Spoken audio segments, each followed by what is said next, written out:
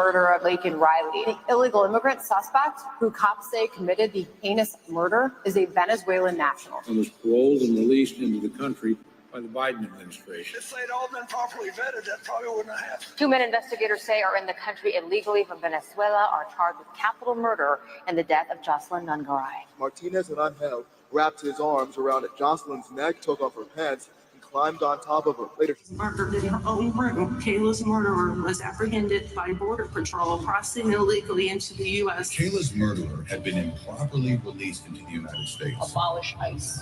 Yeah, we need to probably think about starting from scratch. More than a dozen people suspected of being Mar-a-Lago gang members right here in San Antonio. The gang members had been terrorizing the apartment complex. New details in the murder of Laken Riley. The illegal immigrant suspect who cops say committed the heinous murder is a Venezuelan national. And was paroled and released into the country by the Biden administration. If they'd all been properly vetted, that probably wouldn't have happened. 2 men investigators say are in the country illegally from Venezuela are charged with capital murder in the death of Jocelyn Nungaray. Martinez and Angel wrapped his arms around Jocelyn's neck, took off her pants, and climbed on top of her. Later strangled Jocelyn to death and then tied up her hands and feet. Court documents suggest a group of men arrested for beating and robbing a Dallas woman last month are members of a Venezuelan street gang. The men threatened to cut off her fingers if she did not cooperate. Manuel Hernandez was booked by Colleyville police just 2 days earlier and released the day before the robbery. A Peruvian gang leader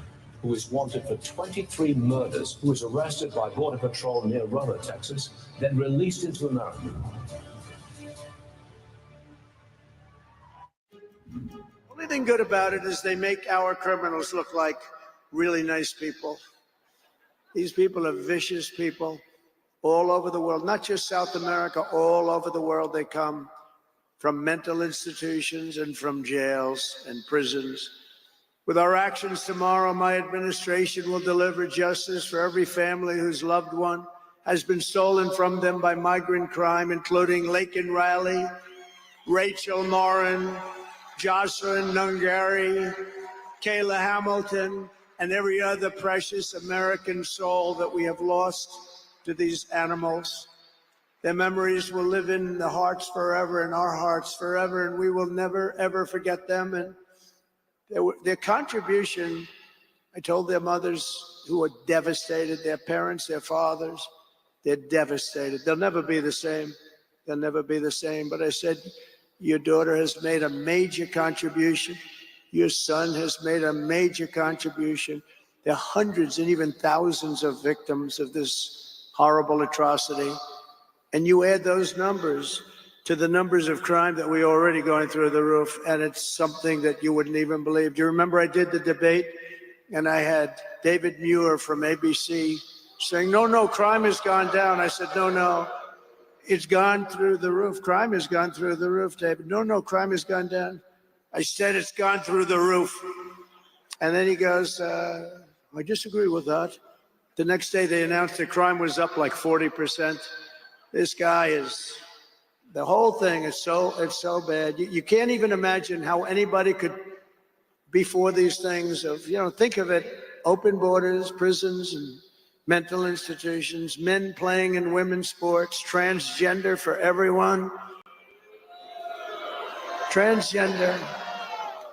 And very soon we'll begin the largest deportation operation in American history, larger and even larger than President Dwight Eisenhower, who has the record right now. And we're going to end the Biden war on American energy and unleash our energy resources to quickly defeat inflation and achieve the lowest cost of energy and electricity on earth. And we're going to be using our emergency powers to allow countries and entrepreneurs and people with a lot of money build big plants, AI plants. We need double the energy that we already have, and it's going to end up being more than that. And we're going to slash the regulations, environmental regulations that are really put in there in order to stop progress in this country. We're going to also slash something else, the waste in our bloated federal bureaucracy. We will create the new Department of Government Efficiency, headed by a gentleman named Elon Musk, who's here someplace. I don't know where the hell he is. He's here someplace.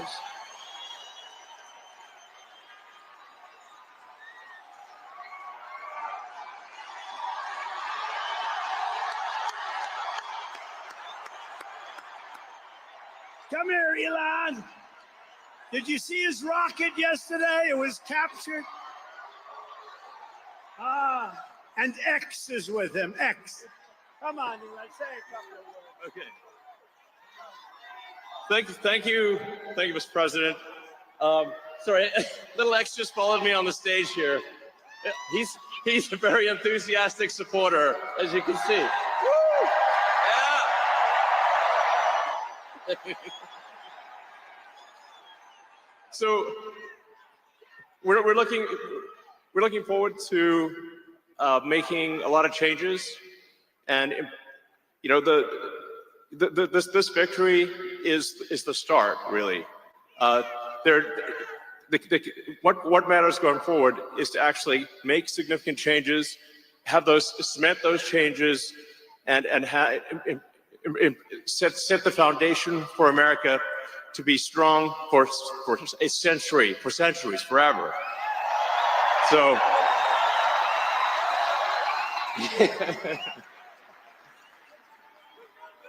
And make America great again.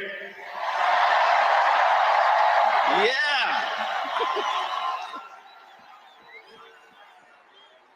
So, yeah. So anyway, we're gonna do great things here.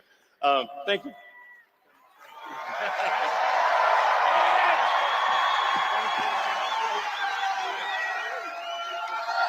Thank you, Elon.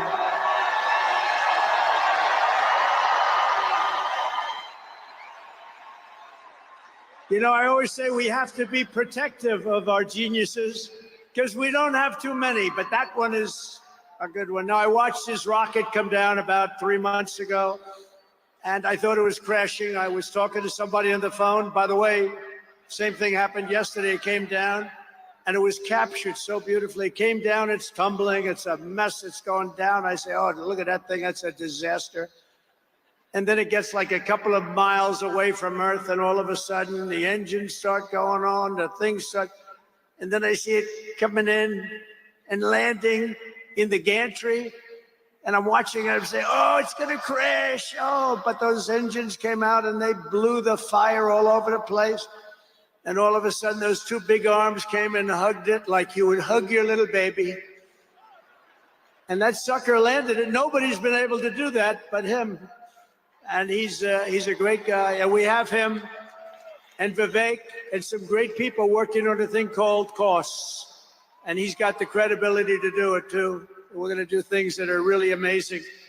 But he went out to Pennsylvania after that. He landed that rocket nobody had ever seen. By the way, China can't do it, Russia can't do it, or come close. It will be 10 years before they can do it, and the U.S. can't do it except for him. And it's pretty amazing. But he did that.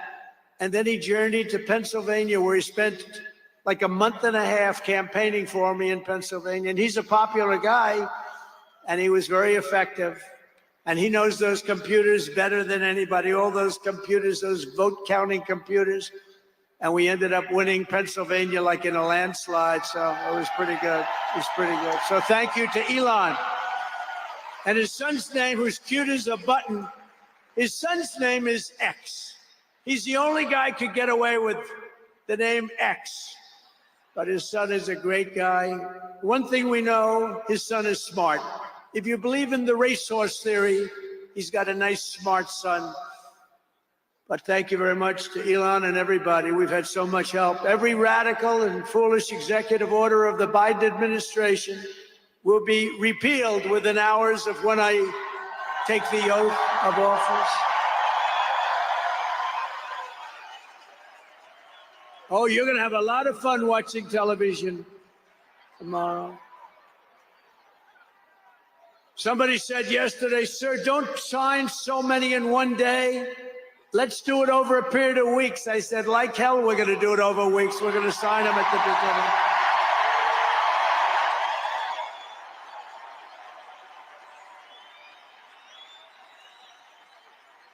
You know that old story. Let's do it later, then it never gets done. No, we're doing them tomorrow.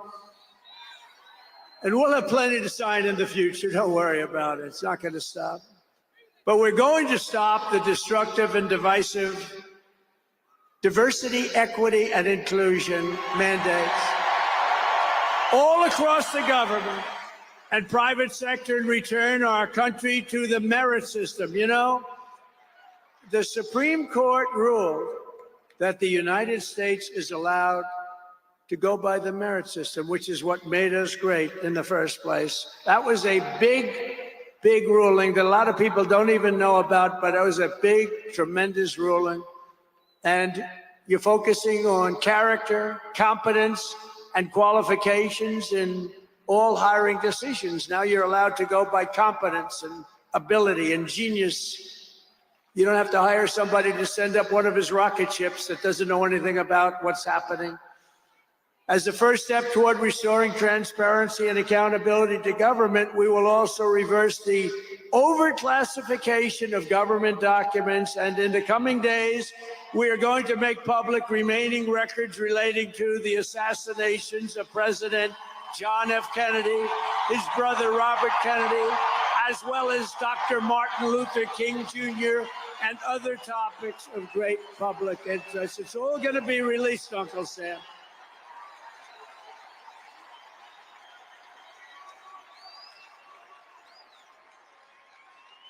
And I will direct our military to begin construction of the great Iron Dome missile defense shield, which will all be made in the USA.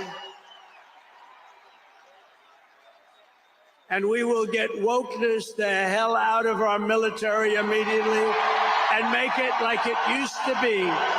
Take a look at this.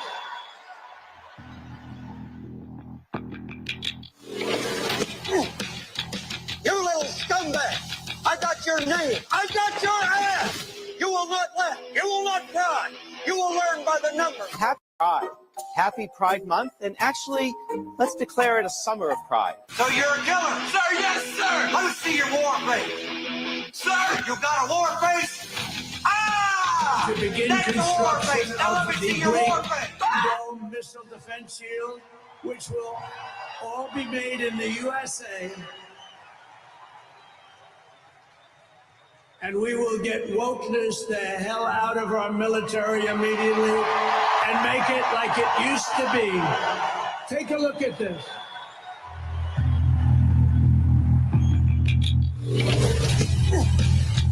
You little scumbag!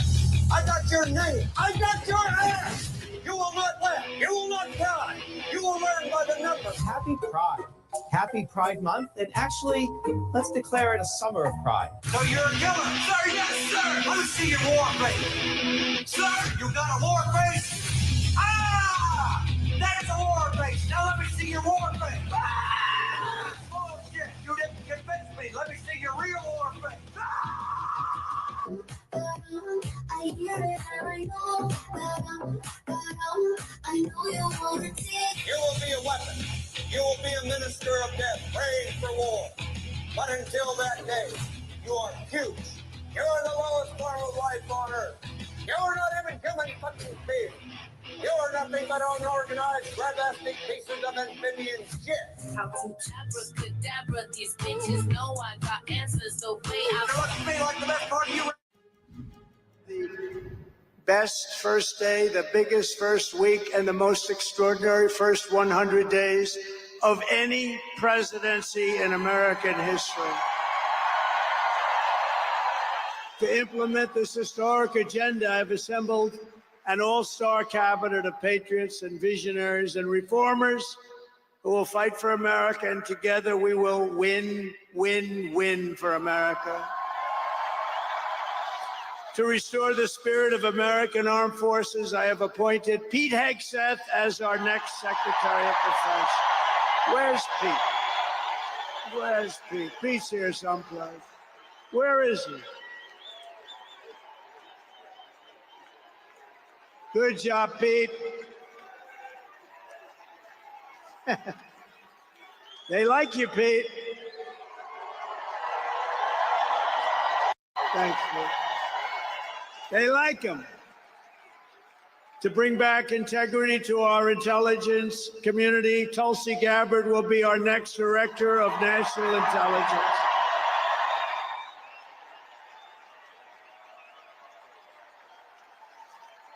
To make America healthy again, we will have Robert F. Kennedy Jr. as Secretary of Health and Human Services.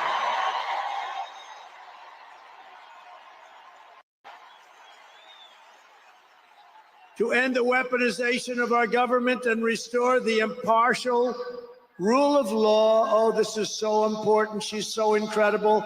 Pam Bondi will be an outstanding Attorney General. She's going to do an incredible job.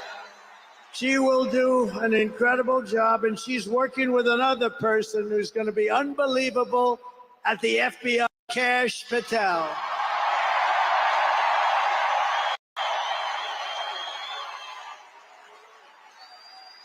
And tomorrow, everybody in this very large arena will be very happy with my decision on the J6 hostages. Very happy.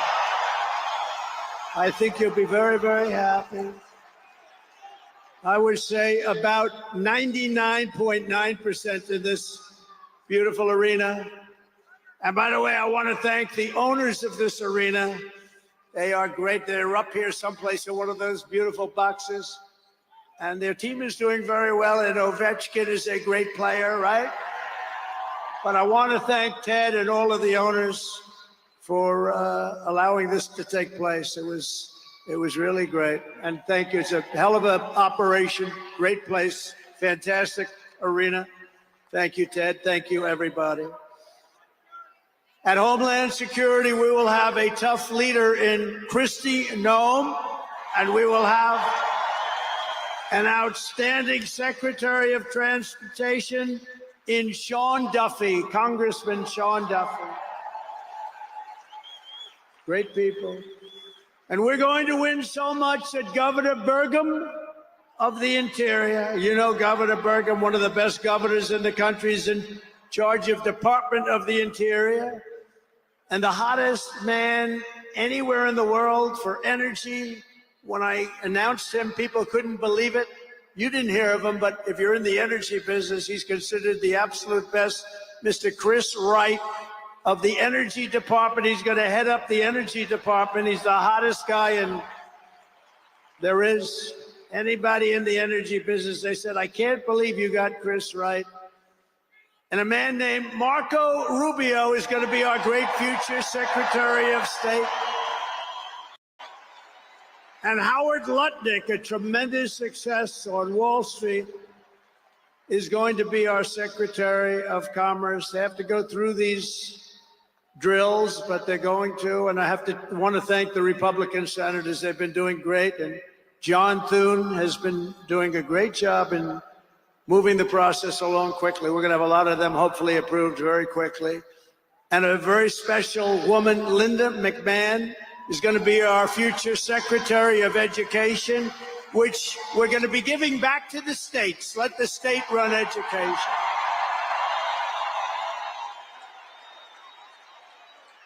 I said to Linda, Linda, I'm making you the Secretary of Education, but if you do a great job, you will put yourself out of a job because you're going to be sending it back to the states. And she's fantastic. And her staff, which has been largely hired, is fantastic. And all of the other leaders will come to me and they're going to say, do you remember I used to do this for fun? But it's really not fun. It's fact. Because we have to do some of best of, right? But they're going to come and say to me, sir, we're winning too much, sir. We can't take it anymore. We have to stop winning, sir. We can't do it. We're not used to winning in our country. And each one of them is going to say, every single one, sir, please, you're destroying our country. We're winning too much. Our country isn't prepared for this. They're not used to winning, sir. And I'll say, no, Linda and everybody, we're not going to stop winning. The people of our country want us to keep on winning, and we're going to go win like never, ever before. And that's what we're going to do. We're going to be doing it, Uncle Sam. Uncle Sam is having a heart attack down here. Look at him. Uncle Sam is going wild. And they think I pay for these people. I have no idea who he is. All I know is he does. And there's Abe Lincoln. Thank you, honest Abe. I have no idea. I swear, I have no idea who the hell he is. But he looks like Abe. He's probably a little bit shorter, in all fairness. Abe was 6'6". He's a little bit shorter. He's about a foot shorter. Other than that, he's perfect. Thank you, Abe. In addition to the most talented cabinet ever assembled, and we think we're hearing things like that, we will be supported in our mission by countless wonderful American patriots. First, let me thank my incredible family, and I want to thank in particular somebody that headed up the Republican Party, along with Mike, the two of them, Lara Trump, who you saw before, who produced those two beautiful children. Lara Trump is unbelievable. She was the chairman of the Republican Party. And nobody ever said, oh, gee, it's a family member. They actually said, how the hell did you get her to do it? And she did a phenomenal job. We had a minimum of cheating. We watched them like a hawk. Where is Lara? Where the hell is she? But she did some job. See, she wants to be nice and quiet. She's here someplace. Thank you, Lara. Thank you very much, hon. She's phenomenal. The job she did, and her son, who was up. Didn't they do a beautiful job? The son and the daughter. How many young kids know that one? They don't know that one. But her husband is somebody I'm very proud of. He's doing a great job. He's been subpoenaed more than any human being in history, I believe. Every day he'd get a subpoena from Congress on something, oh, bullshit. But he'd get a subpoena. He's got a PhD in subpoenas. But he did a fantastic job. And Don, you know all about Don, how he did. He's great. He's very popular, too. He knows a lot about guns, I want to tell you that. We had, by the way, I have to tell you, we had great support from every gun group, including the NRA, which really worked hard. And Ivanka and Jared are here, and Tiffany and Michael are here, and Barron and my 10 incredible grandchildren, and another one coming through Tiffany. And of course, I want to thank our next Vice President of the United States, J.D. Vance, wherever he may be. There's a lot of people. Wherever the hell he is, he's here someplace. It's a lot of people. It's a little tough when you say, where is he? You know, you got a lot of people in here. But J.D. Vance has been extraordinary. And he's got an unbelievable wife, the Second Lady of the United States, Usha Vance. So, Usha, thank you very much. Beautiful couple, great people. We're also pleased to be joined tonight by Hulk Hogan, the Hulkster. The Hulkster. One thing, it's not hard to find him. All he has to do is stand up and you say, there he is. But he's great. And Kid Rock, wow, Kid Rock is a friend of mine. He's a friend of mine for a long, long time. He did that thing on Budweiser. Budweiser will never be the same when he did the gun with a MAGA hat.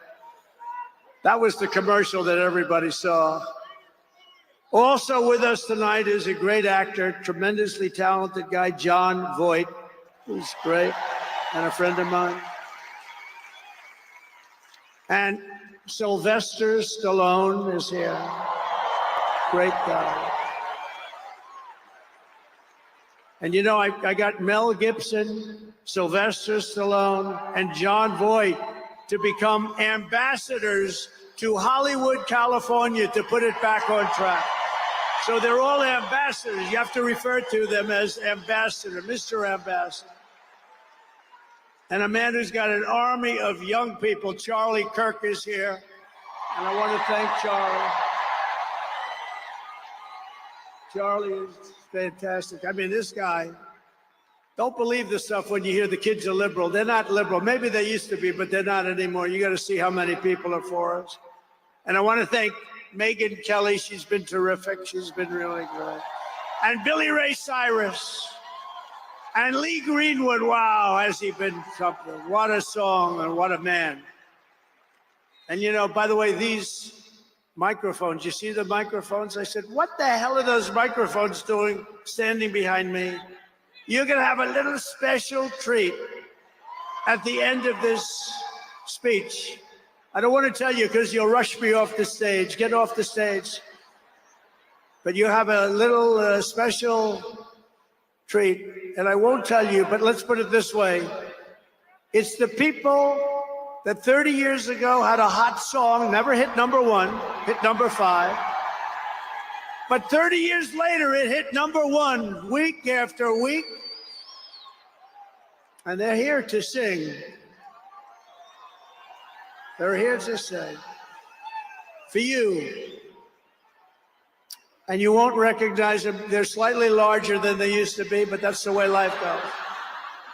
We can all tell you, that's the way life goes. There's nothing we can do about that. Sebastian Gorka, stand up, Sebastian. I see Sebastian here. There's a patriot. He's been with me through thick and thin, right, Sebastian? Now he's with the administration. Thank you. Great guy. And again, I want to thank Elon for what he did in Pennsylvania. He worked so hard. He worked so hard in Pennsylvania. Great guy. And a man who is a champion. A man who took something from nothing. Everybody said, this is something will never work. It's too violent. But he understood people. He said they like violence, unfortunately, right? But a man who understood fighting better than any man ever. There's never been anything like this. What Dana White did with the UFC and building it into a monster sport franchise.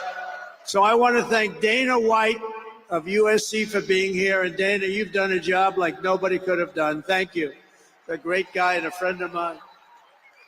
A great friend of mine. He's a tough cookie. You want him on your side at all times. Every one of those people you want on your side.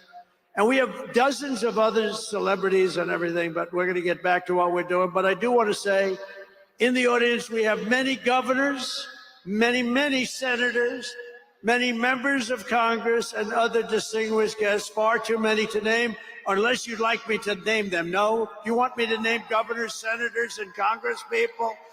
No. I thought you were going to say that. Sorry, governors. No, but we appreciate all of the love that we've gotten from them. I'll tell you, our House and our Senate Republicans have been unbelievable, and the governors are unbelievable, the job they're doing. Of the crime-ridden cities, the top 25, every single one of them is run by a Democrat. Does that tell you something?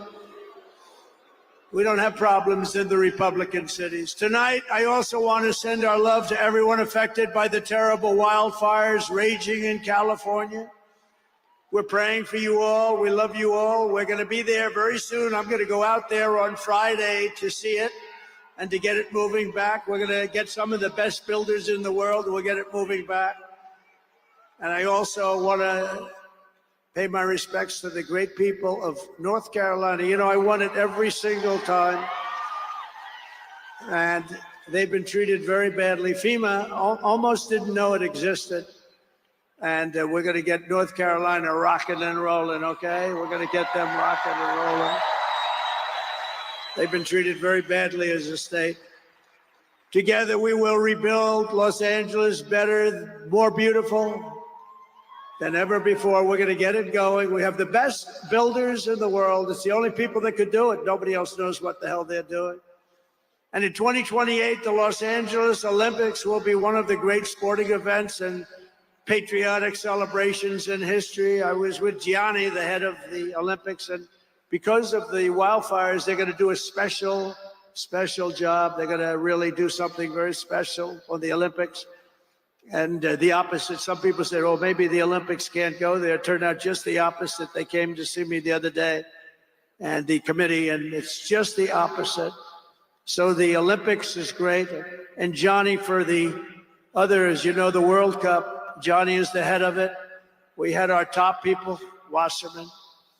They all came in on the Olympics, and then I saw Johnny.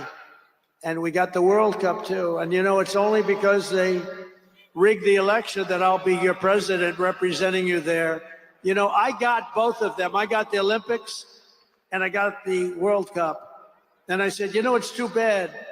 One was in 2026 and the other was in 2028. And I said, I won't be there. I won't be your president. But then they rigged the election and now we won. So I'm going to be your president for the Olympics and for the World Cup. So, Johnny, thank you for the World Cup. And everybody, thank you for the Olympics. We're going to have a great time. We have another thing happening. 250 years. A celebration like no other. 250 years. And that's going to be taking place next year. So we have a lot of big events coming. And everything we do everything. We take it very, very seriously. But what do we do more than anything else? We put America first. And it all starts tomorrow when I raise my hand on the Bible to be sworn as we'll be sworn in tomorrow. We're all going to be sworn in together. That's the way I look at it. It's not me, it's you. Greatest of all time. So we will be sworn in tomorrow. I'll be representing you as your 47th President of the United States.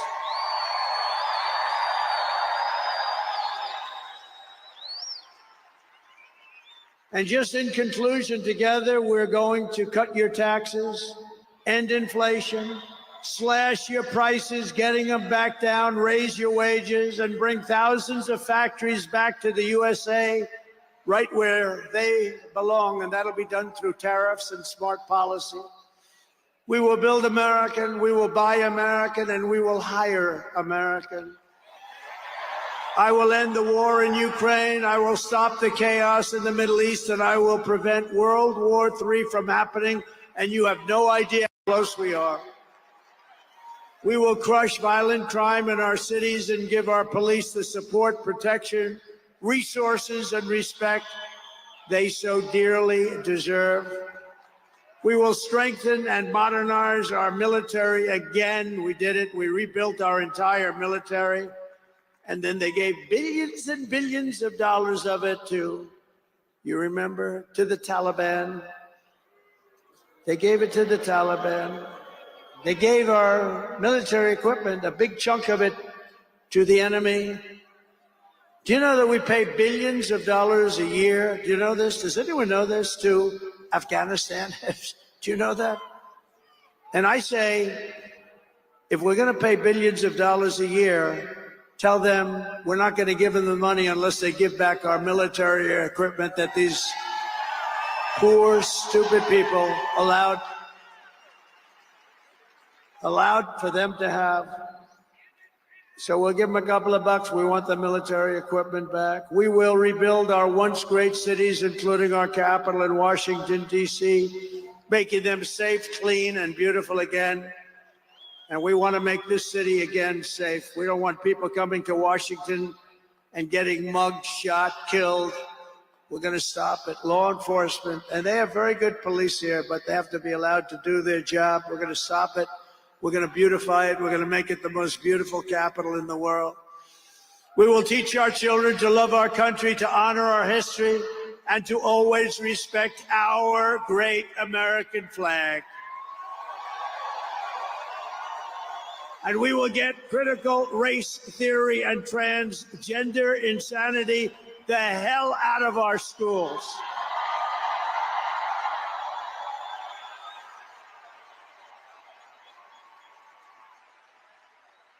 And always remember, this is so easy, this will be done tomorrow. We will keep men out of women's sports. It's over. I will defend religious liberty. I will restore free speech, and I will defend the right to keep and bear arms. We're going to defend that.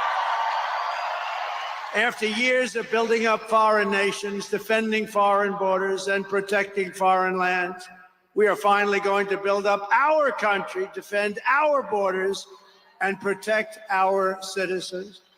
And we will stop illegal immigration once and for all. We will not be invaded. We will not be occupied. We will not be overrun. We will not be conquered. We will be a free and proud nation once again, and that will take place tomorrow at 12 o'clock.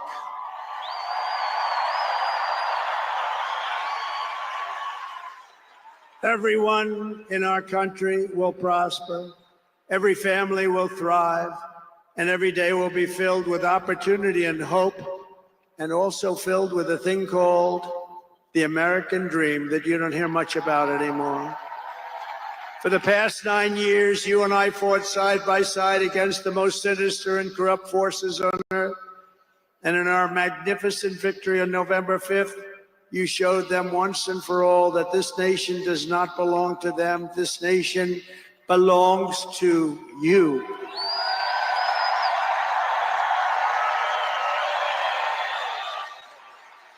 From New York to Los Angeles, from Philadelphia to Phoenix, from Chicago to Miami, and from Houston to right here in Washington, D.C. Our country was won and built by generations of patriots who gave everything they had for our rights and for our freedom. They were farmers and soldiers, cowboys and factory workers, steel workers, coal miners, police officers, and pioneers who pushed onward, marched forward, and let no obstacle stand in their path. Nothing could get in their way.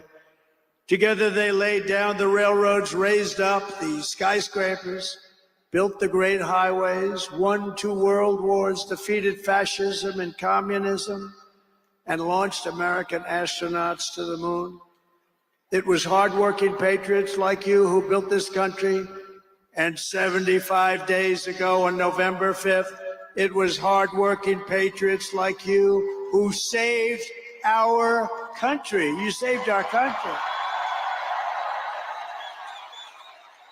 Now, after all we have been through together, we stand on the verge of the 4 greatest years in American history. With your help, we will restore America's promise, and we will rebuild the nation we all love so much. We are one people, one family, and one glorious nation under God. We will never give in. We will never give up. We will never back down, and we will never, ever, ever, ever surrender. We will fight, fight, fight, and we will win, win, win. And together, we will make America powerful again. We will make America wealthy again. We will make America healthy again. We will make America strong again. We will make America proud again. We will make America safe again. And we will make America great again.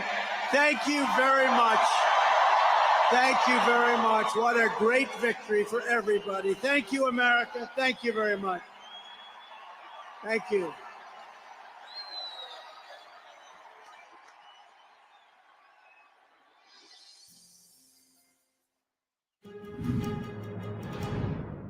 President-elect Donald Trump there with trademark passion outlining what he intends to achieve once he steps into the presidency tomorrow.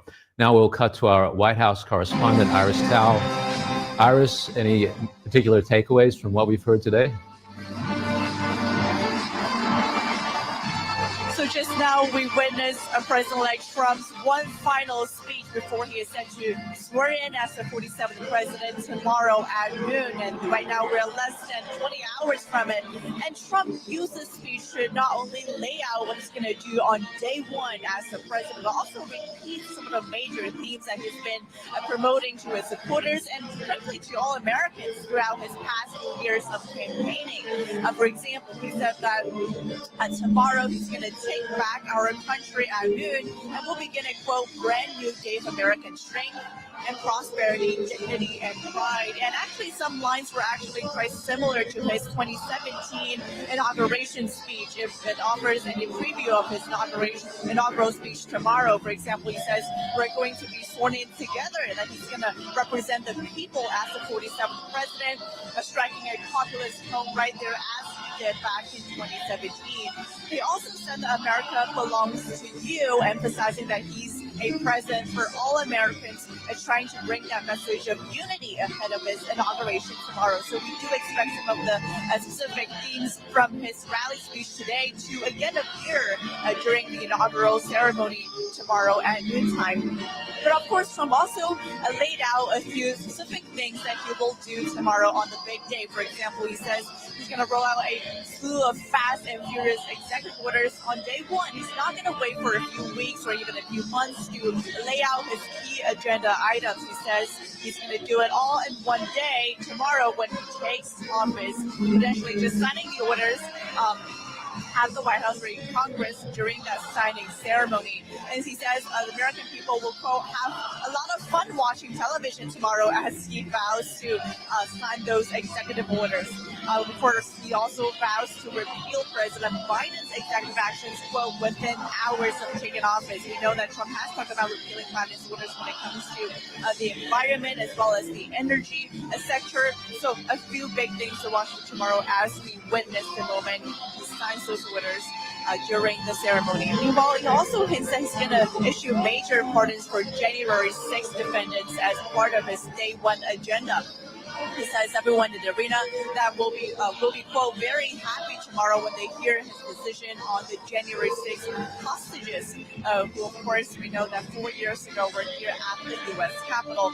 And during this rally, of course, Trump also had quite some prominent VIPs and guests. Some of them were invited on the stage, including Elon Musk, who Trump today again repeatedly thanked for helping him win Pennsylvania. Remember that Elon Musk really poured in a lot of money, giving now $1 million to the voters who actually won with the pig for him to sign the pledge. So a lot of input from Elon Musk on Trump's Pennsylvania campaign. And now, as you can see, Trump repeatedly highlighting what Elon Musk did. And we see Elon Musk at all these rallies now. Of course, he's been at Mar-a-Lago all the time, according to what we've seen and heard from people there.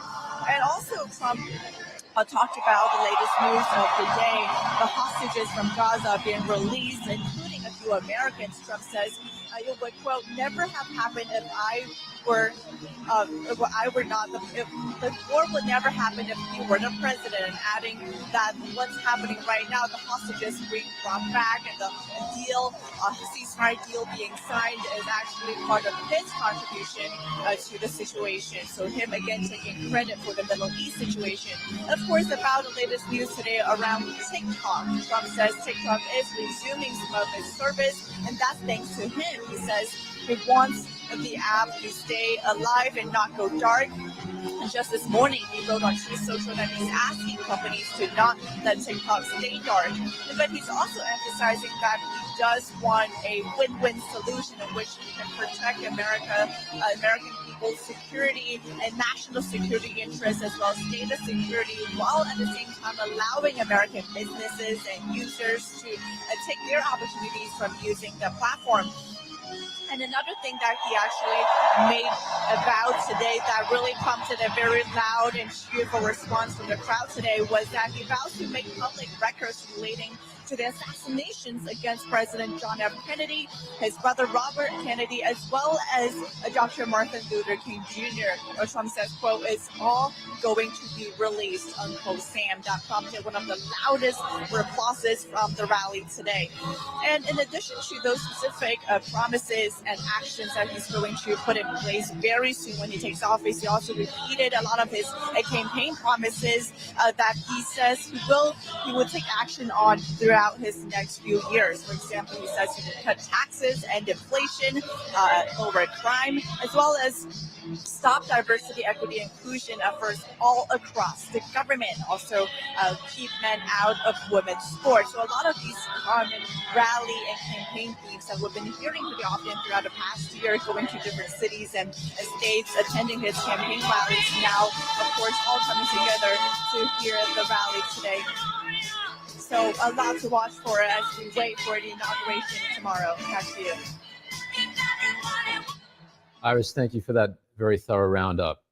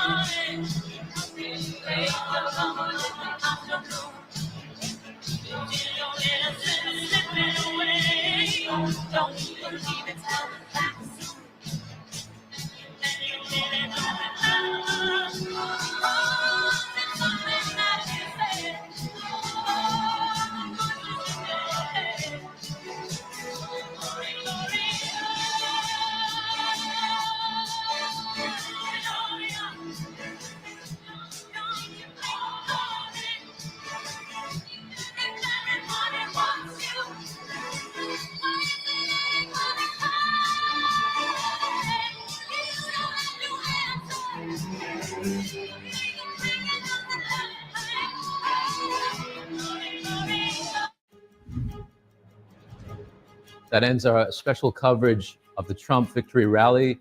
Join us tomorrow for our special coverage of the inauguration ceremony. Thank you for tuning.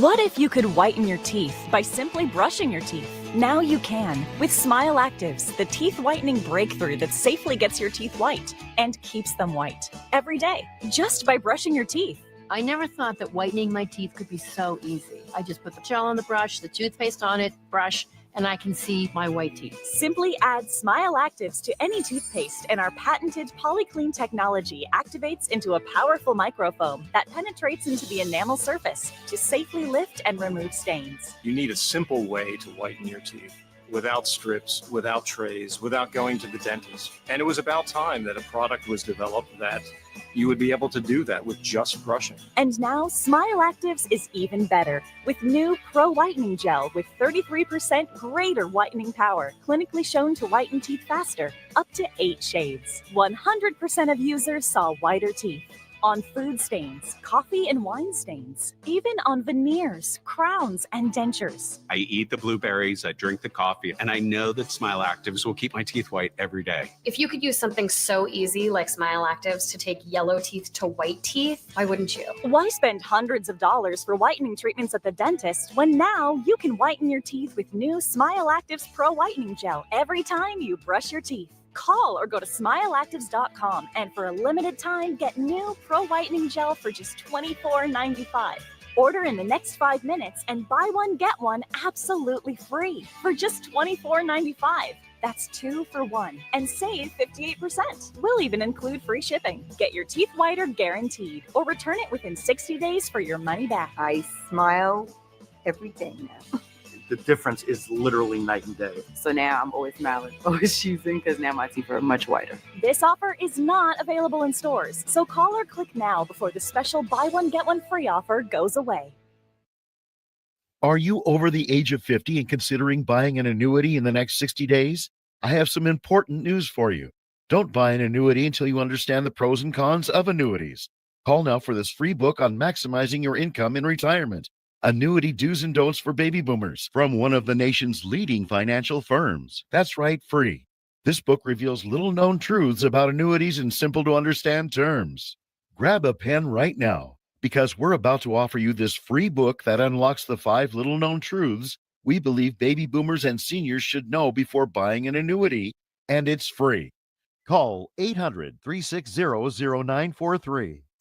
As a bonus, we'll also throw in a free annuity rate report. We researched numerous products and summarized rates and benefits of annuities, all from Silac Insurance Company. Call 800-360-0943. That's 800-360-0943. Call now.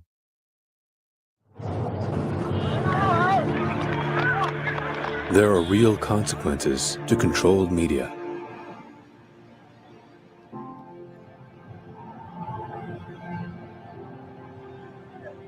And NTD's founders know them firsthand.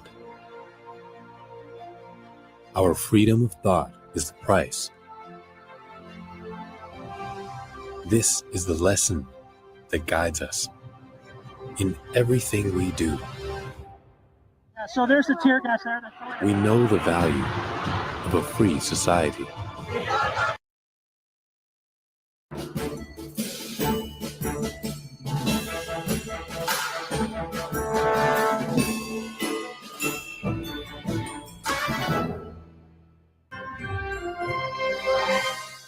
On this edition of NTD's International Roundtable, President-elect Trump plans to impose tariffs across the globe. He thinks the U.S. isn't being treated fairly, but will that have an impact on Americans at home? President-elect Trump has a plan. He says he's going to impose tariffs across the globe to make up for unfair trade practices.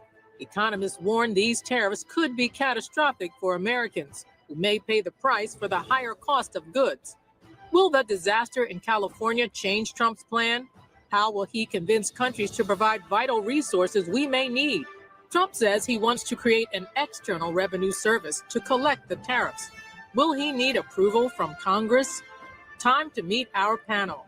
Experts on trade and tariffs, Christian Briggs and Kenneth Raposa.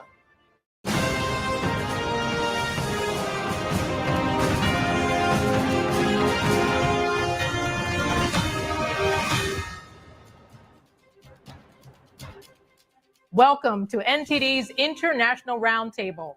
I'm Arlene Richards. President-elect Trump's tariff plan could impose tariffs across the globe. Will that benefit Americans' wallets, or will they complain about higher prices? We are going to break it all down with our panel. Kenneth Raposa, an analyst at Coalition for a Prosperous America, and Christian Briggs, CEO of Hard Asset Management, Inc. A month before he won the race, President-elect Trump talked about tariffs with Bloomberg News. Here's what he said. To me, the most beautiful word in the dictionary is tariff, and it's my favorite word. It needs a public relations firm to help it. Kenneth, we'll start with you. So Trump says that they can be used as a money-making instrument, these tariffs. So what do you think about this? Is it about money? Well, there are two ways to look at tariffs, right? One way is to look at it as a revenue, which is what you spoke to earlier, which is the External Revenue Service, whereas you're taxing companies who are importing to the United States a percentage of the cost of their goods. So it could be 10%, it could be That's a number that's been floated around. It could be 20%. And so that would be used as a way to collect revenue for the government, as opposed to raising taxes. And also for Trump, it would allow him to keep the Tax Cuts and Jobs Act in place, which expires this year. So that's one way to look at it. And that's the way the market looks at it in many ways. And many people on Capitol Hill look at it that way. The other way, of course, is you impose tariffs on countries in order to protect certain industries like automotive, for example, in the United States, or solar, for example, because you deem them critical industries to the growth of the industrial base of the United States. And so you put tariffs on them to protect labor and to protect the investments of those sectors of the economy here at home. Christian, I want to ask you a different question. So will these tariffs raise additional revenue for the government, or could they widen the federal debt? Well, it's a great question. It depends on how they're tactically used. So about 2 weeks ago, we looked at what could be surgically imposed on certain items that were coming from China and other parts of the world, specifically China, obviously one of the biggest manufacturers that we have. And since we're a nation of consumption and a lot of our manufacturing, you could impose the tariffs in a right surgical way rather than using a grenade in an arena, is what I've used in the past as kind of an example. But I do believe he does have the opportunity to put the tariffs together on, again, surgically selected items, very tactful, and then at the same time be able to lower the taxes or keep the lower tax rates in place. This could really be a real win for the economy. Kenneth, so Christian says that he could put tariffs together surgically and then also lower taxes. How do you feel about that? Well, yes. So when he's talking about surgically, he means going after certain sectors, right? So you're not saying let's put tariffs across the board. That's against the across the board idea, right? Which is what Trump, of course, spoke about in the beginning, was all across the board. So you're saying I'm not going to put a tariff on Nespresso Virtuo machines made in Hungary, which cost $200, right? I'm not going to put tariffs on those because American companies don't make those. We make very high end, perhaps espresso machines that are built into a wall that cost $2,000. So we're not losing the Nespresso Virtuo coffee making market in the United States, but you might want to put that on steel, as I mentioned earlier. Automobiles, another big issue in the United States, with Mexico being, the free trade guys. We get a lot of auto industries moving to Mexico. If you want to keep it here, what are you going to do about that? Same thing with solar and other sectors of the economy. So you pick your spots. Of course, some people argue that's a special interest story, right? But the government can pick its spots and say, we're going to start off with tariffs here. And again, remember, Trump has done this and Biden has done this, and there was no major impact on inflation. Inflation that Americans felt over the last 3 years related to the COVID relief, spending by the government, eggs, insurance, your cable bill went up. None of those things are imported. So does this work in terms of surgically, Christian? You look at what we already have here in the United States, and then you decide what it is that we want to put tariffs on in other countries. How does this work? Well, that's exactly right. It's a good point. So depending upon the items that we look at, for example, China comes in and a lot of times they'll underprice things to be able to hurt our own internal manufacturing, domestic manufacturing. So what they've tried to do is, and this has been going on for 30 years with China, and a lot of other countries have attempted it, but China's actually done it really well, is to come in, underprice things, solar, aluminum, steel, copper, nickel, whatever it may be, whatever commodity or product. But what's really interesting, the way I've been hearing from some of the Trump people is we're going to put it on the things that have the least amount of inflationary impact and the most amount of impact to be able to draw back domestic manufacturing. I'll give you an example. So when you start to look at solar, they dump solar relatively inexpensively, certainly below cost, but that we can do it. But if we raise surgically, again, the pricing of imported solar panels, then what can happen is our domestic manufacturing becomes more competitive, thus creating a domestic manufacturing revolution or revitalization of manufacturing in all aspects. And I mean, this goes on just solar. There's furniture coming from China. Recently, if you look at some of the furniture markets, China is flooding the market with cheap, inexpensive furniture that looks good, works well, and people are buying it. We've got to get out of the lowest cost provider and put the tariffs on the things that are going to build domestic manufacturing. And I know Trump knows that because he's got some smart people around him. I've had the opportunity to talk with many of them and dine with them here in recent weeks, and they are very smart, and they're going to do this very tactfully. Now, we hear President Trump talk about a deficit, and he says that it's because of unfair trade. So how big is the federal debt, and how does that affect American taxpayers? Kenneth? Well, the fiscal deficit, I think, is around $3 trillion, right? So what happens in a basic economics 101, okay, is this. Well, I just got my bonus check and 40% of it went to the government, okay? So in the future, 40%, and that's not even my baseline tax rate. So in the future, my baseline tax rate might be 39% because in order to fund the government, which needs revenue from taxpayers, you need to raise taxes. So what Trump and a lot of people on the street are saying is that if we can raise taxes via tariffs, or rather not use the word tax, but collect revenue from tariffs, then again, as I said, you can extend the Tax Cut and Jobs Act, and you are not going to be forced to raise taxes on you and I in the future in order to pay for the government. Because the government is growing, our debt is growing, right? Which is the money we need to keep the government functioning.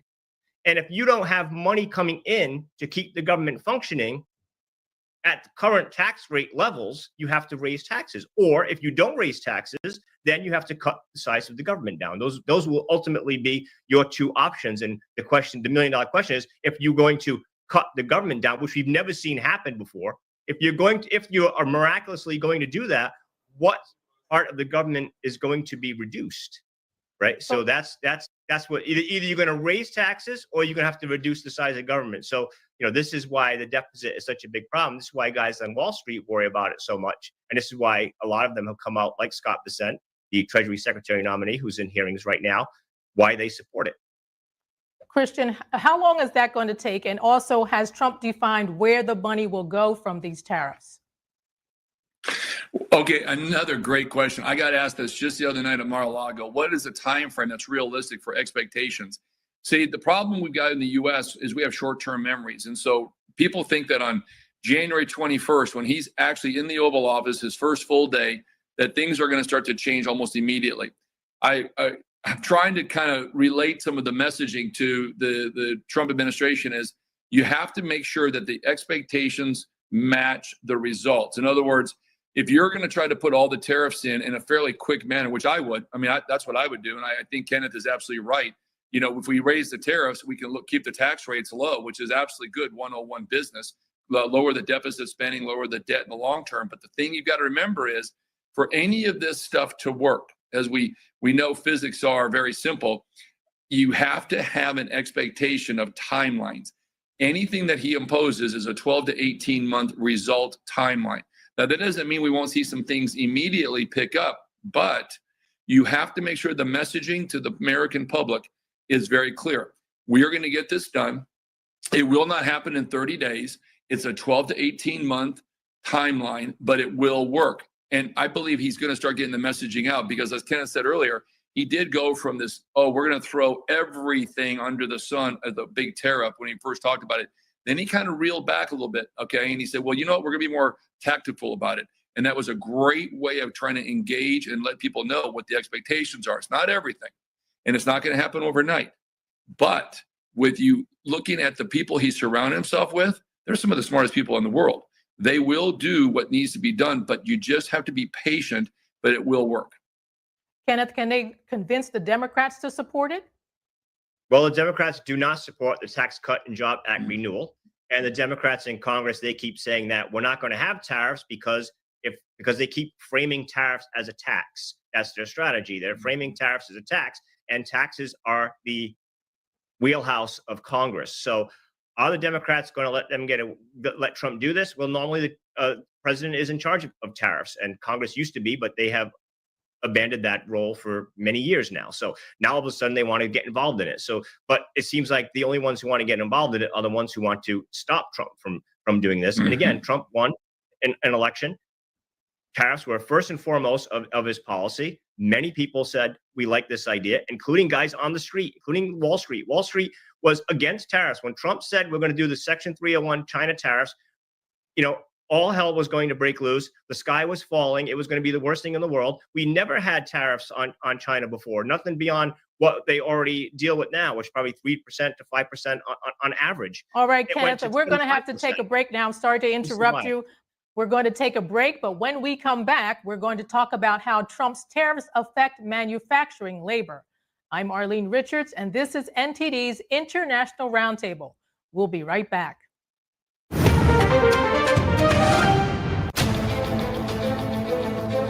Chinese Communist Party is exposing its hand.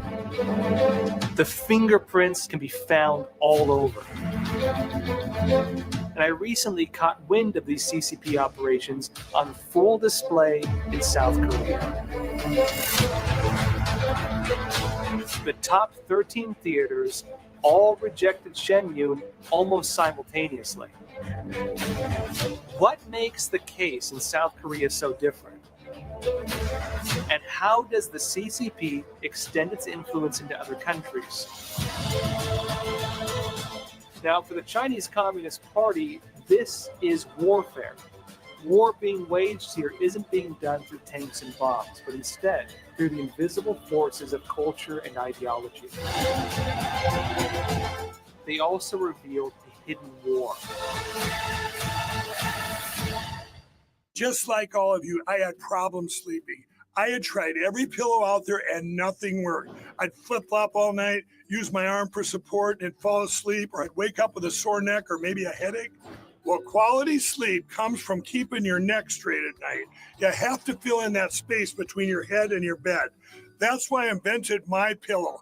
My Pillow's patented fill adjusts to your exact individual needs, and it doesn't matter if you sleep on your back, stomach, side, or any combination of all three. When I got My Pillow, I'm asleep almost immediately. I stay asleep at night and I wake up more well-rested in the morning. So go to mypillow.com or call the number on your screen. Use your promo code to get Classic King My Pillows for only $19.98. Queen size just $18.98. Standard Classic My Pillows only $14.98. That's right, only $14.98. Plus all orders $75 or more ship absolutely free.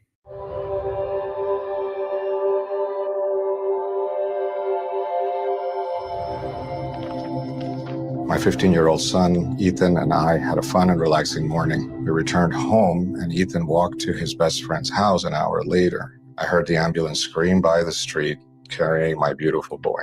Ethan was shot in the head in his best friend's house with an unsecured gun. He had zero chance of survival. The father, the gun owner, he stored his 3 guns and bullets in a shoebox. How do you feel? That has to be the most horrific experience that a human could ever have. David, would you give any advice? First thing you do is not keep your ammunition with your weapons, and that your weapons need to be locked at all times.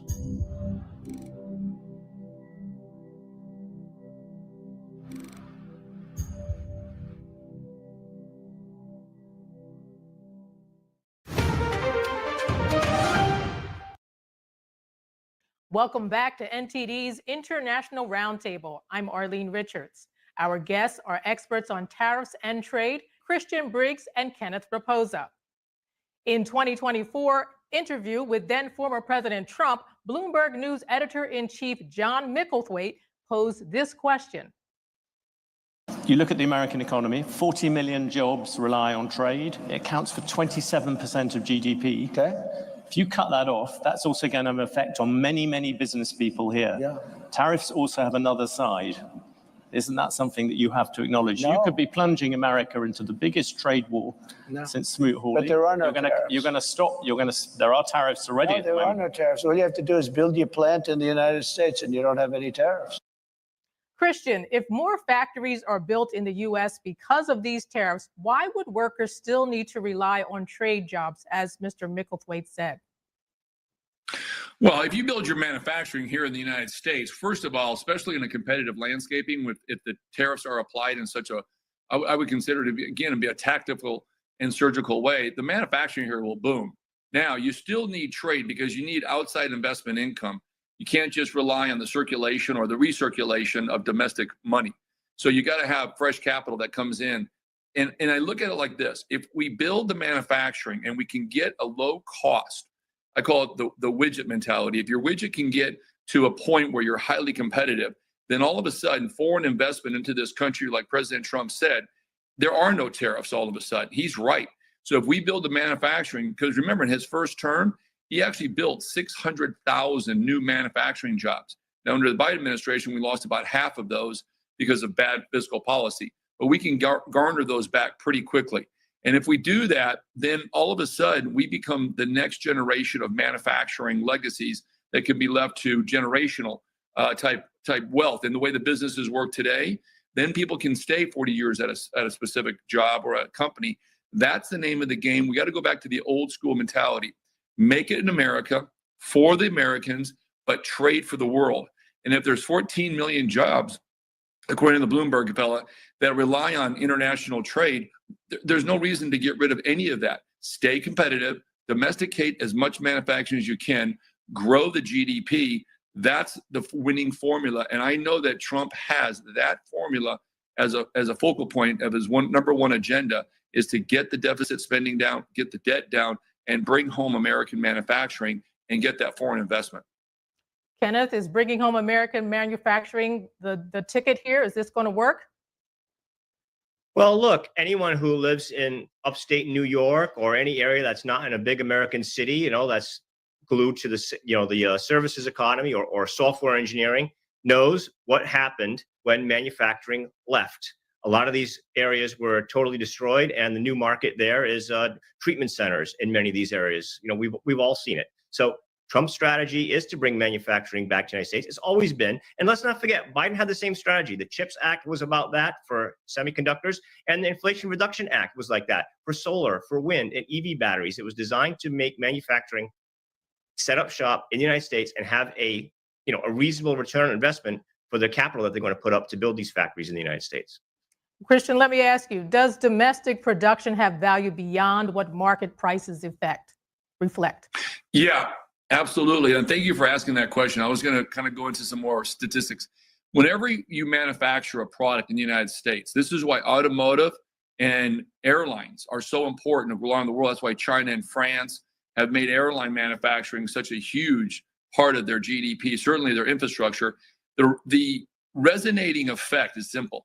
For every dollar in manufacturing that we do, and I'm talking about truly manufacture, it's not outsourced and then somehow it's put together here, but true manufacturing, at a minimum, that dollar of manufactured goods sold resonates $6 within the economy.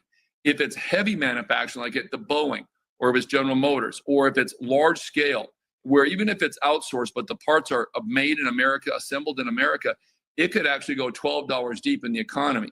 So Trump knows this, actually.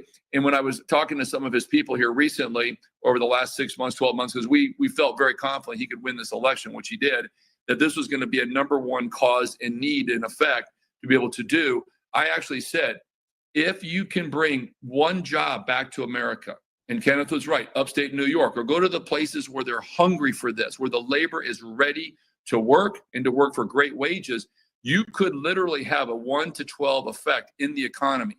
And that's based on a number of different manufacturing items. The heavier, the bigger the equipment, the more money resonates throughout the United States, and that worker gets a high-paying job. Christian, you've piqued my curiosity. Can you tell us who you talked to at Mar-a-Lago? Well, I have talked to a lot of them. In fact, I had the fortunate to be with some of their people this past weekend at the Jewish prayer breakfast. And so a lot of the people that are working with President Trump and the transition team at Mar-a-Lago, and then I did dine with a few of their people. I will say this: I've known many of the senators and House members that are going to work with Trump in the administration. I've had a personal and a business relationship in some way, shape, or form that goes outside just this politics. And I've also been able to help them on economics, especially when it comes to what we're talking about today. But the real question goes back to the same thing that I said before. If we continue to see large-scale dumping of products, commodities by China, I'm going to use China as kind of the reference point, the largest doer of this. And Kenneth brings up, again, a good point about solar. Solar is one of the biggest examples. But we can beat this. We can win at this. And I'll tell you why. The American spirit, the American manufacturing individual is hungry to have these jobs again. They're hungry for it. And there's a willingness, and there's an era of utopia, I would say, after the win, to be able to do this. So he's got the wind at his back. He's got the American public behind him. He's going to do this. And I do believe his pick for Treasury Secretary is a good one. I believe that even Rubio is a great pick for Secretary of State. They're going to work together to find the ways of which to grow the GDP without adding to the debt. Now, that's going to take some time. All right, Christian, so you know what? Patient. I'm going to ask you again when we get offline about who you talk to, because I want some names here. But let's move on to Kenneth. Okay. So let's talk again about made in America. So why should consumers understand the broader importance of buying American-made goods rather than the cheap imports from countries like China who are using slave labor? Kenneth. Well, look, you're only buying. I liken the Made in America idea to like craft beer, for example. You know, you're supporting your local community, you're supporting your maybe even people in your states, right? So, but it's up to the consumer. The consumer is often going to go and say, I need new cabinets, and those are expensive items. And if I go to Lowe's, I can get them from Vietnam or China for $10, whatever. And if I get the ones made in Alabama, it might cost me $80. So people are always going to have that decision to make. That's still going to exist, even with tariffs in place, right? Even we do live in a global economy still. But if you believe that you want to support local business, you want to have your country and your state survive, right? Because we're not all going to be coders, we're not all going to be celebrities on TikTok. Then buying American as a consumer is one of the best things you could do for the local economy and the national economy. Mm-hmm. Now, we all get emails from the Trump transition team. So I want to talk about an email we got recently. It said, if President Trump's successful tax cuts are not reauthorized, 207 million American taxpayers will see an average tax hike of 22%, while President Trump's tariffs will protect the American worker. How do we equate tax cuts with tariffs? Christian? Well, again, it goes back to the same philosophy. If we can get the pricing down to a point in the manufacturing to be competitive, then that's going to automatically resonate within the American public, and the tariffs will become really, well, I wouldn't say inconsequentially not needed, but it makes it more competitive. So if a Chinese product hits our shores, and they will, they're doing it every day, but it's at a price point that Kenneth even said, if it's either too high, we can make products less expensive than we already do today. We've got to keep the tax cuts in place. We've got to use those tariffs as a way to bring the manufacturing home. But more importantly, I think there's going to be more legislation made to help the small businesses. And I believe he is going to kind of move toward that manufacturing sector and offer some incentives like he did with Broadcom when Broadcom announced a multi-billion-dollar deal for chips here. And so we can make things competitive. There might be some strategic things that have to be done on an individual basis for companies that bring large-scale manufacturing. But it is possible to bring the widget cost down. We don't have to pay premiums because it's made in America, but it's going to be made in America, and that's a premium product that we can be competitively priced at. And that will happen. Not in everything, but I know this. He's already working on several things. All right, Kenneth, what are some of these strategic things that needs to happen? Well, sure. I think if you're going to look at tariffs strategically, right, look at the sectors, I think one of the simplest things would be you're going to have some sort of tariff or a quota on the items that the previous administration, Biden, has already given subsidies and all kind of tax incentives to produce. That it would be microchips and solar, for example. Those are the two main ones that I can think of off the top of my head. Because otherwise, if you're going to get all these tax breaks, for example, to produce solar or semiconductors in the United States, and you're not going to have tariff protection, then these companies like Broadcom, they're going to sit back and make a calculation and say, why am I building a $10 million or $50 million factory here when I could just build it in Guangzhou, or I could build it in Taiwan, or I could just import it or outsource it? So they're going to make that calculation. So at the very least, you need to have tariffs or quotas on strategic sectors, critical sectors of the economy, so that the companies that move the United States economy can invest, understanding that their investment is going to be protected in some way because they know how many goods are going to come in and what their competition is priced at. I want to go back to Trump's first term. He also imposed tariffs at that time. And according to the National Bureau of Economic Research in January 2024 working paper, Trump's first term tariffs had negative employment impacts. So are we going to see that happen again, Christian? Yeah, I think it's going to be really well done. I don't think we're going to see a lot of impact on any kind of employment right away, but there will be a big amount of employment gain as manufacturing does come back here. What again, I'm going to say this and get this messaging very clearly put out there to the American people. You've got to give time. You've got to give this thing a time to work. I always say that any economic policy, legislated or executive order, however this thing comes to fruition, It takes 12 months to move an iceberg in any one-way direction to see it actually meaningful. Now, it will happen immediately. There'll be some small movements, but meaningful movement can be seen in large-scale federalized legislation and whatever the impact is, whatever their like the infrastructure. Infrastructure expected to be done in 2 days. It doesn't work All right, that Christian, way. we're going to have to take a break now. Sorry to interrupt you. Okay. We're going to take a break. Coming up, using tariffs as a geopolitical tool. Stay with us. Shenyun Creations, the streaming platform from Shenyun, featuring world-class dance, past programs, and all original music.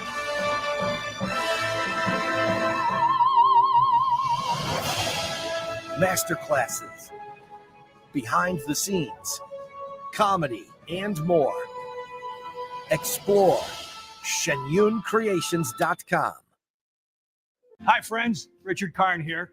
Now, I'm known as the guy who can fix just about anything, but the technology in most appliances requires very special training to fix. My point is, even I know when I've met my match, and that's why my family has Choice Home Warranty. So we won't get stuck with high-priced repairs. Choice Home Warranty covers over 25 major home systems and appliances. That's your AC, heating, plumbing, kitchen and laundry appliances, and so much more. Imagine for less than a cup of coffee a day, Choice Home Warranty can help protect you from expensive major system and appliance breakdowns that your homeowner's insurance doesn't cover. But you have to call now before it's too late. Every homeowner should have Choice Home Warranty. Your homeowner's insurance is not going to cover your appliances. Washing machine, dryer, refrigerator, air condition. If I had any issues arise, they were able to take care of it immediately. Now, homeowner's insurance won't protect you when your home's major systems and appliances break down due to normal wear and tear. But Choice Home Warranty will. They can help cover repairs and replacements. Choice Home Warranty is the best warranty we've ever used. It would save you so much money in the long run. Hey, I'm not the only one raving about Choice Home Warranty. They were named a Best Home Warranty Company and Best Claim Service by U.S. News 360 Reviews. Call Choice Home Warranty now and get access to a nationwide network of over 15,000 technicians and the latest appointment setting technology so you'll know when they're on their way. If I have an issue with an appliance or something around the house, I just call up Choice Home Warranty and I don't have to worry about that. So, do what this old DIYer did and call Choice Home Warranty now before something breaks down. Tell them I sent you and get your first month free. Call Choice Home Warranty before it's too late and get protection for your heating, AC, plumbing, kitchen and laundry appliances, and more. Call for your free quote today. Call in the next 5 minutes and get your first month free. 800-360-6782. 800-360-6782. The annual clearance event is going on now at Mathis Home with doorbuster prices in every department. Shop hundreds of sofas in all the latest styles and get huge discounts. Get closeout prices on bedroom and dining furniture, or choose from a huge assortment of recliners from all the top brands. Plus, they're all in stock, so you can take it home today with our fast and easy financing. Come save at the annual clearance event at your furniture superstore, Mathis Home.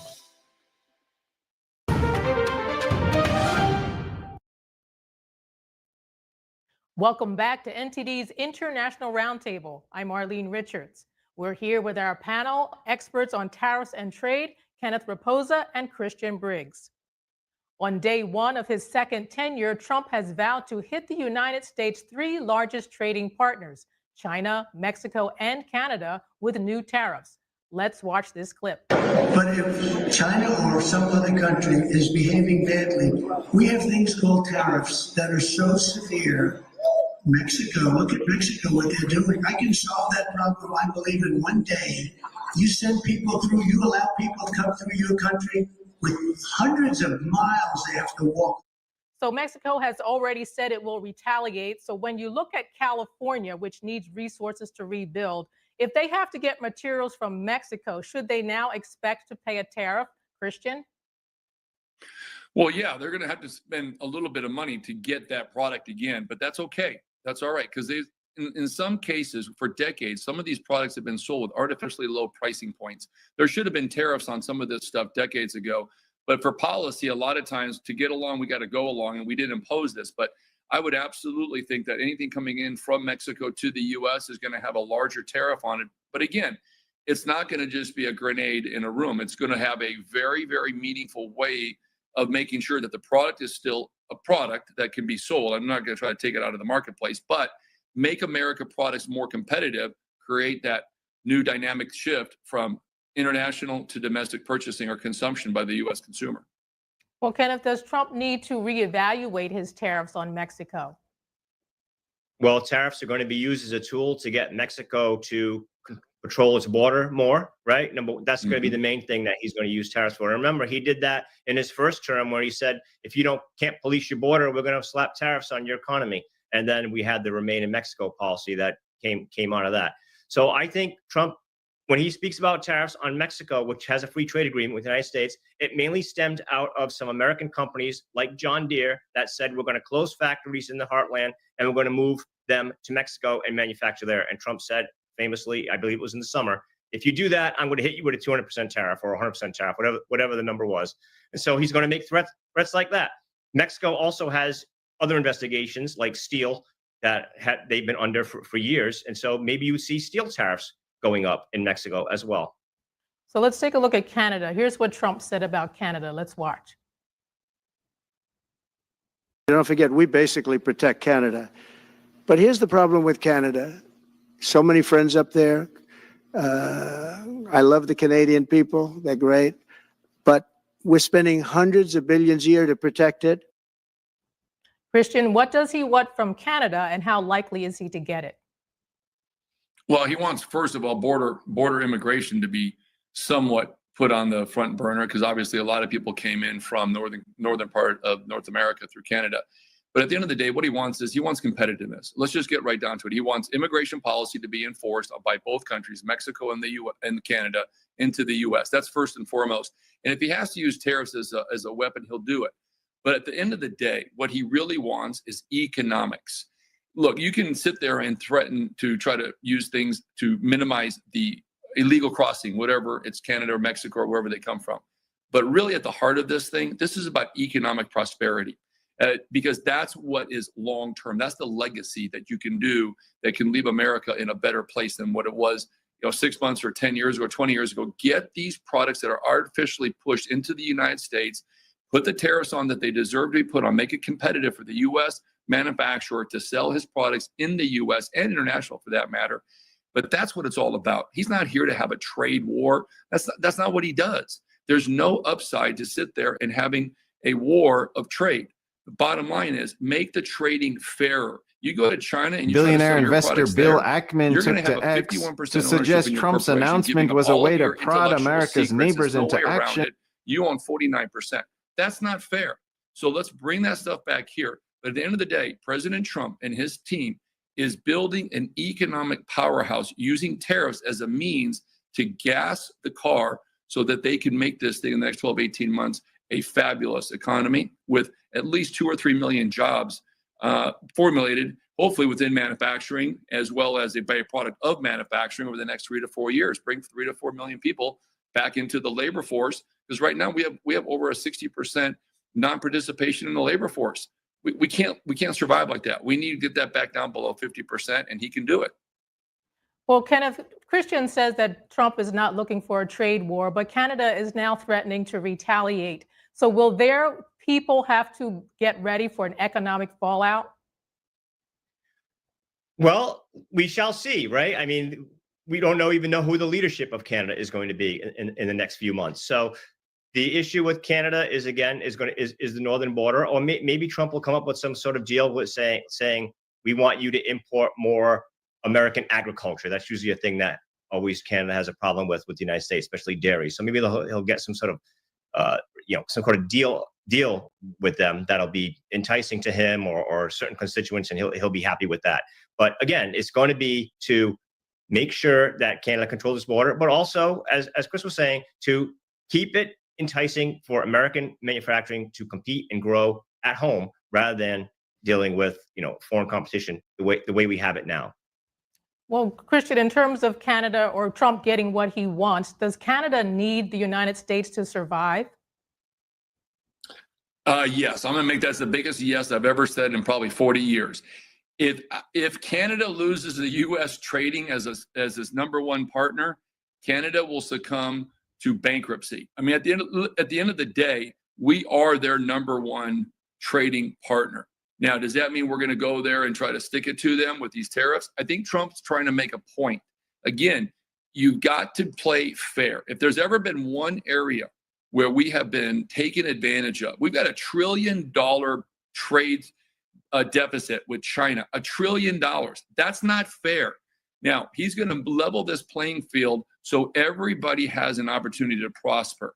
So Canada is not going to be penalized because he doesn't like them. It's going to be more of a trading arrangement. I'm not calling it a war, a trading arrangement that gives the United States a much more fair environment in which to compete. See, that's how I would do it. And I know that's how he's going to do it because he's a businessman. He's not here to start a war, whether it's bullets and arrows, whether it's goods and services. That's not what this is about. He is a businessman who wants to create great business opportunities. And I know that effectively that's where his head is. Now, if he has to use tariffs as in a trade war, make no mistake about it. He will do it until people succumb to what he knows is best for America. Well, could this push Canada to go to China, Kenneth? Well, I mean, they're going to do business with China. They've been doing business with China anyway, you know, but on the Canada side, to speak of what Chris was saying, is our deficit with Canada used to be, let's say 10 years ago, 10 billion. You know, now it's maybe 40 or 50 billion. So it's grown exponentially over the last several years under the free trade agreement. And so Trump's thinking is, why is it that we are importing more goods from Canada and they're not importing more goods from us? We have an unbalance in the relationship with many countries, and Canada is one of them. So Trump is saying, and that's why he threatens tariffs, let's get that deficit between the two countries lower so that our trade is more in balance, so that maybe we don't have a 40 billion and growing deficit with you on trade. We have maybe a 30 and small and shrinking deficit with you on trade. And if that means I have to threaten tariffs with you so you import more goods to the United States, or that American companies aren't moving to Canada and making cars there instead, they're making them in Detroit, then that's a win for Trump. Well, let's talk about China for a little bit. Now, Ontario Premier Doug Ford said Trump should focus on China rather than getting into a trade dispute with Canada. Your thoughts, Christian?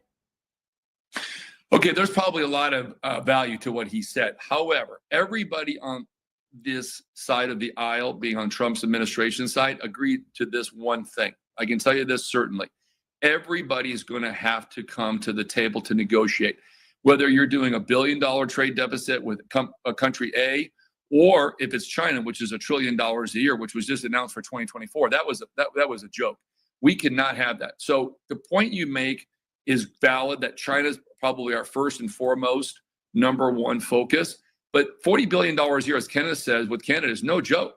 If we could trim that down to $20 billion and then later 15, do you know what that $20 or $25 billion does to the U.S. economy? It may not be big in the overall sediment of how much we spend, but you add $20 or $30 billion to manufacturing in a town like Des Moines, Iowa, or Buffalo, New York, or wherever, you're booming. You're now creating thousands of jobs, and then it'll perpetuate itself. Once you get one person to negotiate a better deal in the U.S.'s favor, and he will do it, they're all going to fall in line.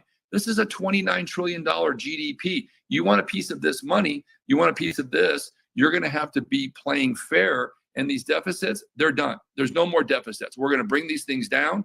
And we're going to, number two, we're going to bring manufacturing back home again, like it was before NAFTA. Just like Ross Perot said, if we sign that deal with Mexico, there's a big suction cup that's going to just suck those jobs out. Clinton shouldn't have signed that deal. It was a bad deal. So now we're going to reverse that 1990s era of, oh, it's okay, we'll give Mexico this, Canada that, China that. When they went to the WTO, World Trade Organization, they got a plethora of huge bad value-added incentives to undermine the U.S. manufacturing and consumption business. We're bringing that back home. I can tell you right now, his team himself is focused, number one, grow manufacturing, grow the GDP, bring the deficits down. Canada's going to be at the table negotiating before you know it. All right, we're going to take a break now. When we come back, we'll find out whether President Trump can really pull off this plan. Stay with us.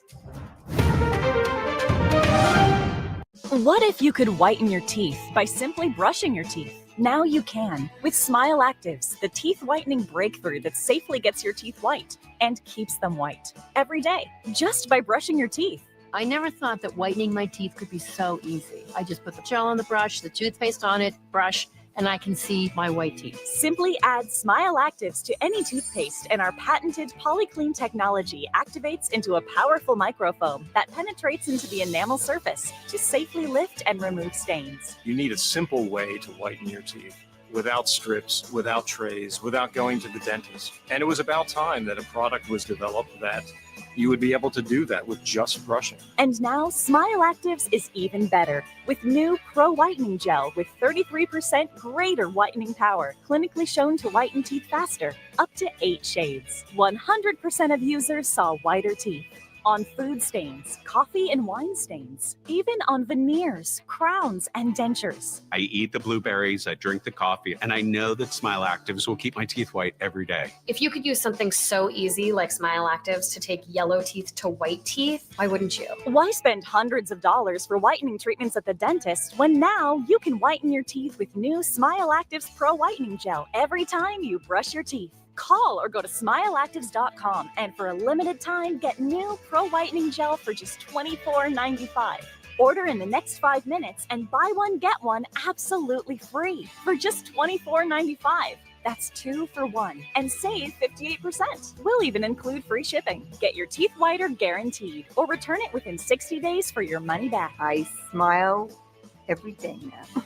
The difference is literally night and day. So now I'm always smiling, always choosing, because now my teeth are much whiter. This offer is not available in stores, so call or click now before the special buy one, get one free offer goes away. According to ancient Chinese medicine, purslane is considered a medicinal herb and is used to help lower cholesterol, improve vascular functions, and prevent diabetes. Perilla seeds can nourish the lungs and spleen. It is used to treat asthma and improve pulmonary functions. Puritan green vegetable omega-3 is made from purslane and perilla seeds from Hwangmae Mountain in South Korea. It contains over 90% of omega-3, 6, 7, and 9, the highest concentration possible without chemical additives. The soft gel is made of natural seaweed. It is 100% organic and vegan. Both adults and children can take it with peace of mind. Ancient recipes were passed down from heaven to bring prosperity and longevity. Puritan green vegetable omega-3.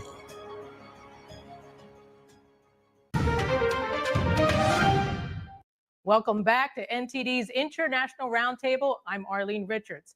I'm having a great discussion with our panel, experts on trade and tariffs, Kenneth Raposa and Christian Briggs.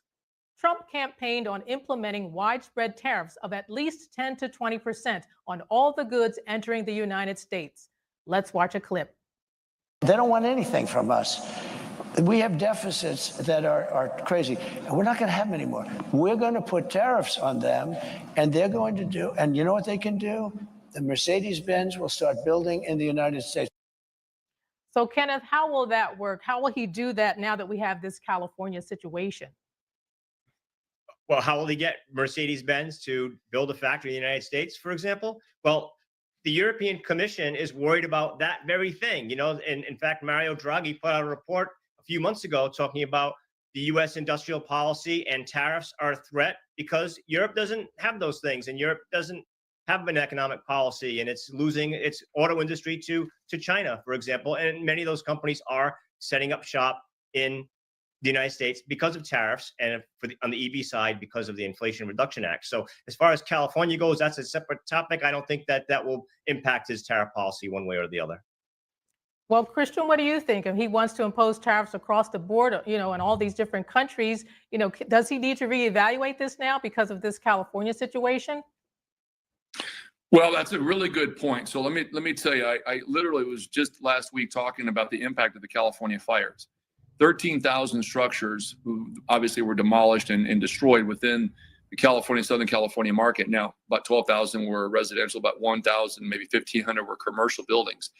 The cost to rebuild that will have an impact and will probably cause some inflation, but I think it's going to be marginal. I don't think it's going to be so much that it'll be detrimental to the tariff philosophy or certainly the agenda of tariffs to meet or exceed the opportunities of manufacturing in the U.S. But there is going to be some inflation. You got 13,000 structures from concrete to lumber to glass to sheetrock to asphalt, shingles on the roofs. We've been talking about this with some leading economic advisors. I have been for about 5 or 6 days, putting together actual numbers on what the cost could be. So there is going to have to be some look at that, because that is one of the largest catastrophic events, certainly in a natural disasters, how it kind of plays out. We've seen certainly in 100 years. So again, there will be a little bit of marginal effect on that, but not enough to slow or to stop the tariff agenda to make us more competitive and to bring manufacturing back home again. So he should be fine. Well, Christian, could this trigger a recession? I don't think this will trigger a recession. I think that the bottom half of America has been in a recession from the inflation. The wages obviously have not kept up to the bottom half of America, to the cost of, I'll just use eggs as an example. There's no way that the average wage has gone up 100% over the last 4 years, but eggs have. There's no way wages have gone up 50% to offset commercial, residential, or even healthcare insurance premiums over the last 4 years.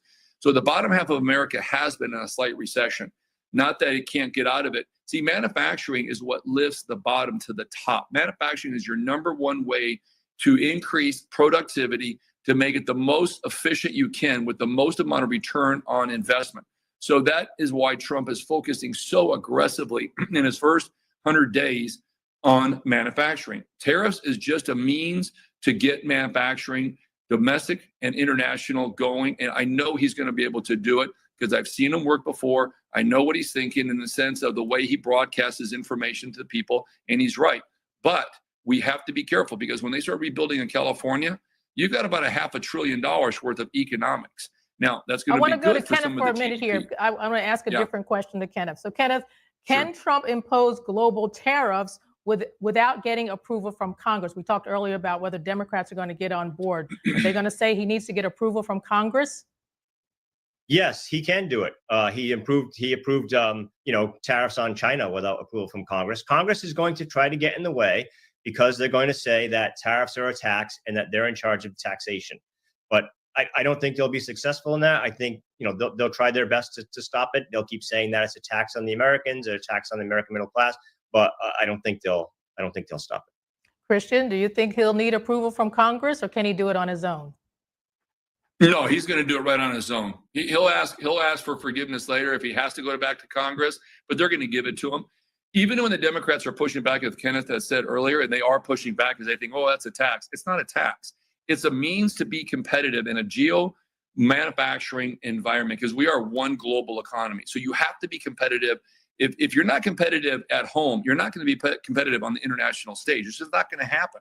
So you have to be willing to go and do what needs to get done. Now, if he wants to ask permission or if he wants to ask forgiveness later, that's great. But he's just going to go do it. That's what I would do. Do what you're allowed to do, and do it in such a way that brings this home and gets this middle class back up to where it was pre Biden administration, because the numbers were better when Trump was in his first term. Well, Kenneth, could the press retaliate and cause a problem for Trump? Oh, yes. That's the answer to that question, because that's what they exist. That's what they exist to do. That's all they do. But the press, no one pays attention to them. ABC, NBC, CNN. I mean, they're despised. They're probably, if you were to do a list of the top 5 institutions that most Americans distrust, I would say the media is probably up there with Congress. They might even have surpassed it at this point. So they'll do it. They'll do what they're expected to do. What all Americans know they're going to do, and they will fail at it. Let's talk about Trump's recent announcement that he's going to create an external revenue agency, something like DOGE. Does he need Congress to approve that, Christian? Well, if it's an agency, he may need some authority under Congress. But I think he's kind of just going, I'm just going to do this stuff. I'm going to make up as I kind of go, and creating this external agency. DOGE is not really an agency. It's more of, I call it a think tank.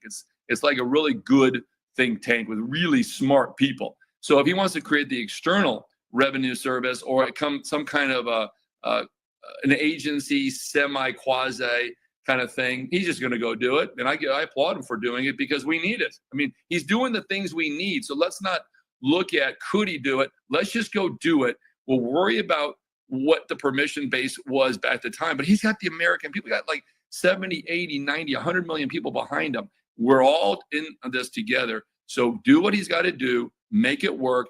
The results are what Christian, counts. he That's all can't that get a matters. budget. He can't get a budget without approval from Congress. So, how's this going to work? How can he do it?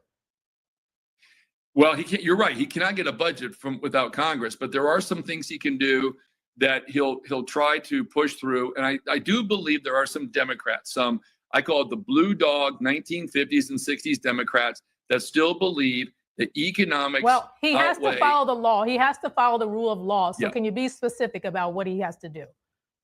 Yeah, he's going to get Democrats on his side. He's going to pass this legislation. There are Democrats that do believe he's right about the economics and the tariffs. They may be saying it publicly one thing, but behind closed doors, he's got some Democrats that are believing in his ideology. Well, Kenneth, is this right? I mean, is this what he's going to do? He's going to get Democrats to come on board, or is there something more specific that he has to do? Well, and speaking of the External Revenue Service, you might not even need one. We have the Treasury Department. The tariffs are going to go to Treasury, and then Treasury can decide, how that money is going to be split up or whatever they're going to do. But it's just going to be a pool of money coming into the Treasury Department from tariffs. As far as getting Democrats on board with tariffs, absolutely, there are Democrats who are pro-tariff. Sherrod Brown, who's outgoing, he's not senator anymore, but he was. Fetterman certainly is, and there's many others. Ron Wyden, in many ways, have been against tariffs. He's the second guy in charge of the Senate Finance Committee. But there are others in Congress, in both houses, that are definitely in favor of tariffs because they believe it supports the American workers. So that's the way that they spin it. This is a way to protect American labor, including American unions. And remember, the Teamsters overwhelmingly voted for Trump. So if they want that group back in their corner, they're going to have to show that they can protect them some way. And one of the ways to do that is through tariffs.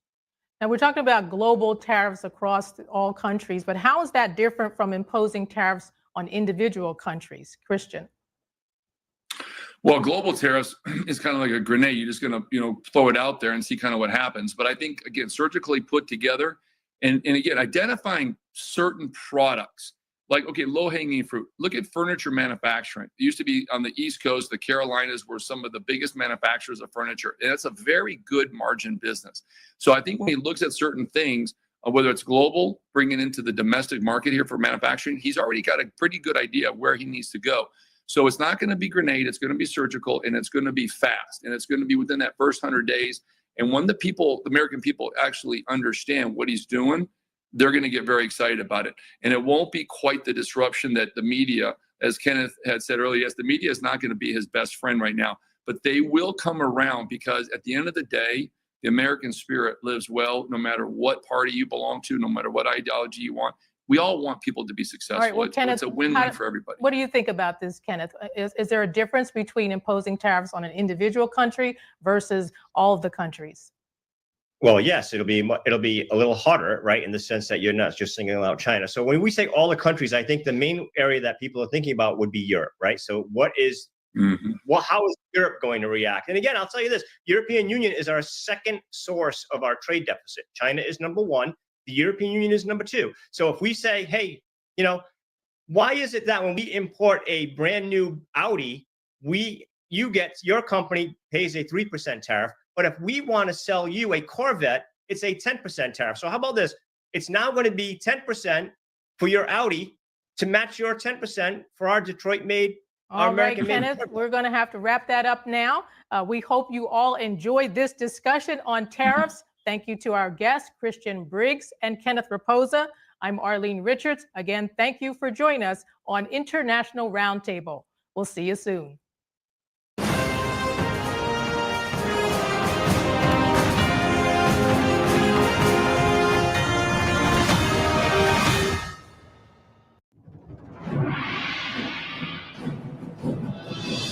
Performance that truly matters for each and every one of us. This is what you've been waiting for. See it at least once in your lifetime. Coming to Dorothy Chandler Pavilion, January 17th through the 19th. Buy tickets now at genuine.com. Say goodbye to harsh, bitter coffee and hello to a delicious, smooth brew. With specialty quality beans, expertly roasted in-house, you'll taste the difference with every sip. Fermented with a blend of 50 enzymes, Dave's Coffee delivers a rich brew like no other. Made with the highest grade specialty beans available, you're sure to taste the difference. Elevate your morning with Dave's enzyme fermented coffee. Just like all of you, I had problems sleeping. I had tried every pillow out there and nothing worked. I'd flip-flop all night, use my arm for support, and fall asleep, or I'd wake up with a sore neck or maybe a headache. Well, quality sleep comes from keeping your neck straight at night. You have to fill in that space between your head and your bed. That's why I invented My Pillow. My Pillow's patented fill adjusts to your exact individual needs, and it doesn't matter if you sleep on your back, stomach, side, or any combination of all three. When I got My Pillow, I'm asleep almost immediately. I stay asleep at night, and I wake up more well-rested in the morning. So go to mypillow.com or call the number on your screen. Use your promo code to get Classic King My Pillows for only $19.98. Queen size just $18.98. Standard Classic My Pillows only $14.98. That's right, only $14.98. Plus all orders $75 or more ship absolutely free. We said we'd never break the 3-second rule. Never do that. And never become a minivan mom. Hey, Chris. As parents, we say never a lot, but never happens.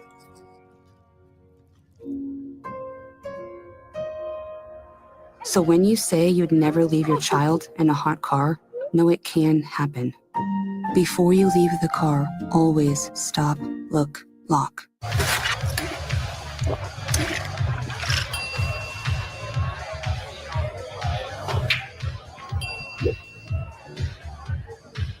If you need to do something to feel okay to drive, you're not okay to drive. Don't drive buzzed.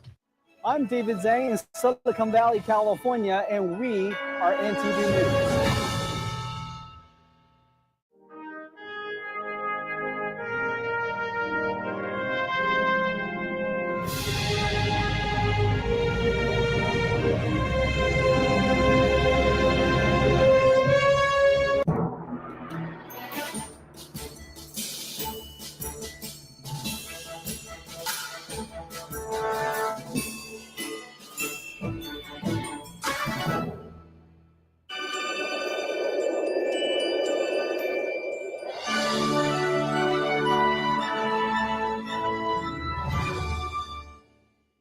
Welcome. Here's an NTD special.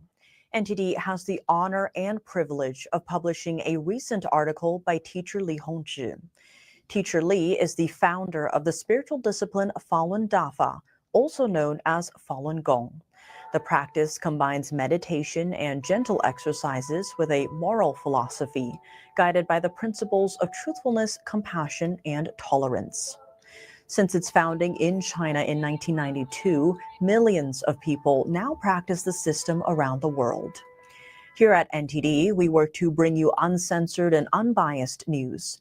We also believe in uplifting our audience by sharing content we believe represents universal values and honors tradition.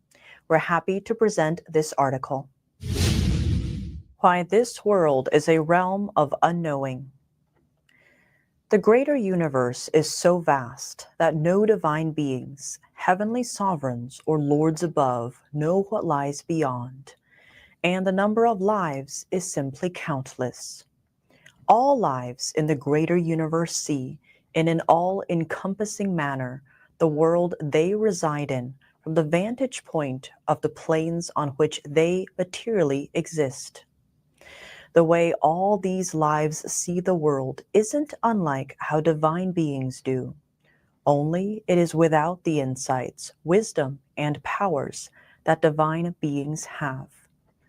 This means that the beings throughout the greater universe are different from human beings, who cannot see the world in which they exist as it truly is, cannot see the other life forms that are present in their surrounding environments and cannot see the physical things in this setting as they truly are.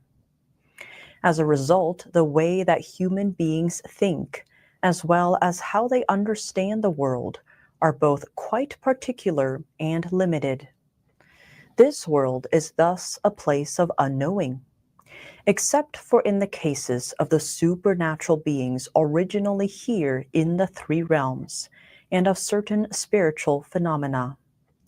Then what accounts for this? Here is the reason. The greater universe and the multitudes of systems within it had reached the last phase of the cosmic cycle of formation, stasis, degeneration, and destruction. And as everything headed for the terrifying prospect of final annihilation and oblivion, the Creator decided to endeavor to save all lives. The reason the greater universe and the numerous universes within it had reached the stage of destruction is because they, as well as the countless lives within them, including the many lords, sovereigns, and divine ones in each of the universes, had become, over the very long course of the formation, stasis, degeneration, and destruction cosmic cycle, inferior to how they were during the early days of the formation stage. Or to put it another way, after all of those ages, they no longer met the standards for their respective planes. This was the inevitable trajectory of the course of existence. And so, for the purpose of rescuing lives, the Creator made a world outside of the greater universe. It would be utilized to save the innumerable lives of the greater universe, and was called the Three Realms.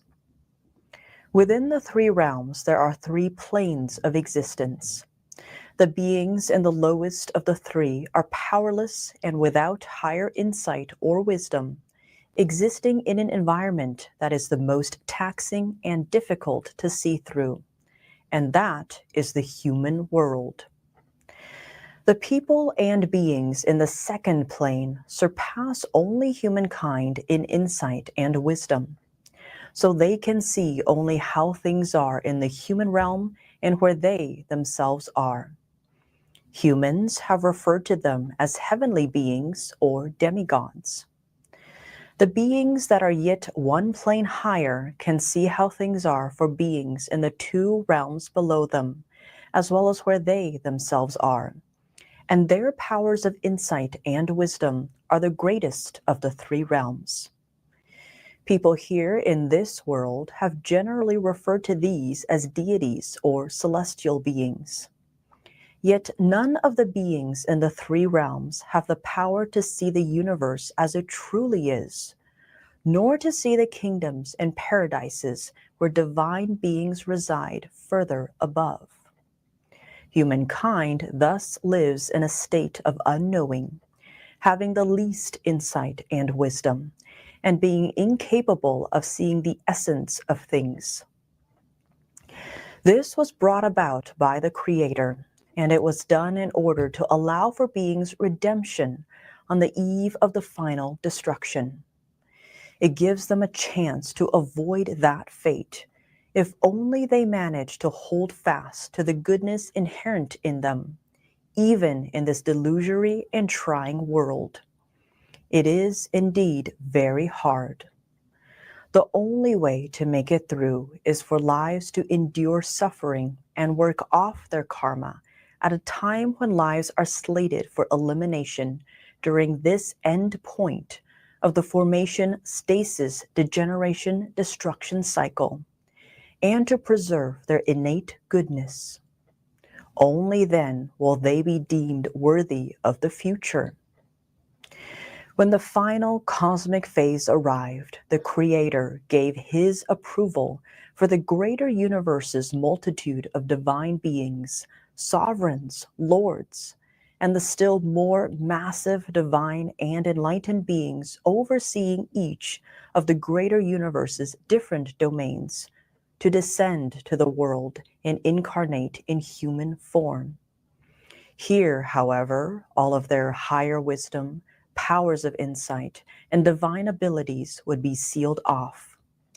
And in this most trying of places, without their powers or wisdom, closed off completely in a human body, they would have to go through adversity to work off their karma, or relying on positive and virtuous thoughts and keeping alive the goodness within. Only then would they be acknowledged by the legions of divine ones above, as well as the Creator, and earn a place in the future. Those who have managed to gradually work off their karma over the course of their many reincarnations in this world, and who have grown in virtue and goodness along the way, are sure to be chosen for salvation. They will certainly be delivered by the Creator to the new universe when salvation unfolds at the end of the last days. What this means is that the state of ignorance and unenlightenment in which humankind lives is part of a unique world and way of existence that was made to be such by the Creator for the purpose of redemption. That is why any attempts by a human to ask another being to shatter this state of unknowing would prove futile. No beings in this world or beyond would dare to undermine this setting that was made for salvation. There are always those in this world who consider spiritual beliefs to be unfounded. So some say that they only believe in what they can see and don't believe otherwise. As a result, some people do wrong without any concern for consequences. If a divine being, however high his stature, incarnates as a human, for having a human body means one is human, he will assume the human state of unknowing along with his human body. And so some, being in this state, create karma here. The reason the Creator made the three realms was for beings to diminish their sinful karma by experiencing adversity, with the essential purpose of their elevating on a moral level. Only a being free of sin or karma can be delivered home to heaven. And the principles of the greater universe dictate that karma must be paid for. Human beings live in a state of ignorance, and so they are apt to create sinful karma in this human realm. And naturally, it must be paid for. If it isn't paid for in one lifetime, it must be in the next. Many people have an enormous amount of sinful karma, in fact. And so the Creator has borne some of their suffering for them, so that they may gain salvation. This is the greatest form of compassion and the greatest form of love for these lives. The fact is, a person's life will truly be extinguished if his karma amasses to a certain point. So the real purpose of your coming to this earth was to work off all of your karma and thus be able to return to heaven. When each person incarnated into this world, they made a vow to the Creator. Yet it is, of course, hard to pay for one's karma. Karma makes people contend and fight with one another, and it causes war, disease, toil, hunger, poverty, and thus pain and suffering. Some have more karma and some less. And this is why there are both rich and poor in this world. If one can stay good and kind, even in the state of unknowing, one will create less karma, and life will be easier.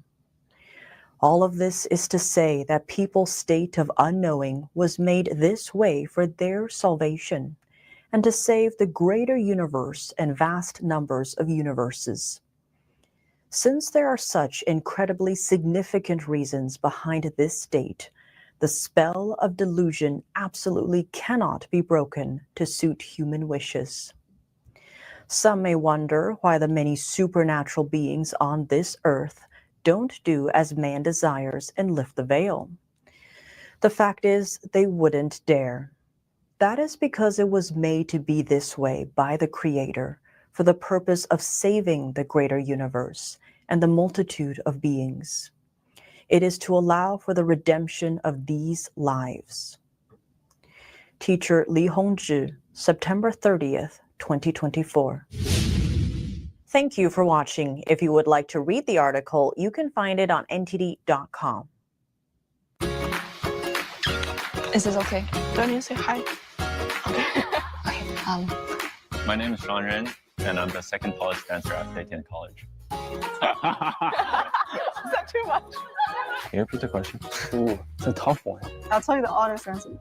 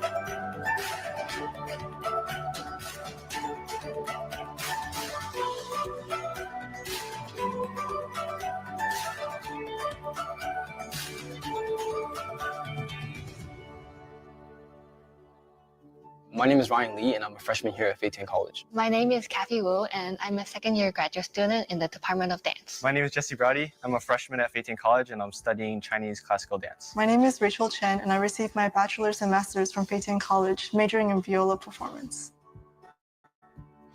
The first thing that really struck me about Fei Tian College is just the environment here. I've been to a lot of places. I used to travel around Europe a lot, but when I came here, I really felt like, oh, this is something else. This is something really, really, really beautiful. When I first saw the campus, I was like, wow. It kind of felt like I was time traveling. It's like you're transported back to like the Tang Dynasty, where first you see a lake, and then there's grassy hills that go up to these Tang Dynasty temples and pagodas and a pavilion. It's just a place that everything is really peaceful. And we're only 1.5 hours away from New York City, which is the cultural capital of the world. We have the Met Opera, New York Phil. Yeah, I mean, what more could you ask for? I felt like before I came to this college, I was a very emotional person. I would practice for like 2 minutes and then get bored. I couldn't really control myself, no matter how much I wanted to do well. When I was at school in Australia, I felt like I didn't see a purpose in me putting the effort to learn all I needed at school because I didn't see a deeper meaning, a deeper goal that I wanted to achieve.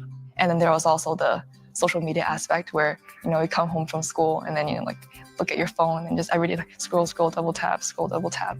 I would really just waste away my day, putting my emotional energy on them, putting my time on them, kind of worrying about how I fitted into this world on the internet and this world of appearances. And even though I was young, I could myself feel like this is not where I want to be right now. I felt like I needed a safe haven. I needed somewhere where I could go and really focus. What hit me the most when I first came here was walking into the academic classes, and it was so quiet. People were actually listening to the teacher.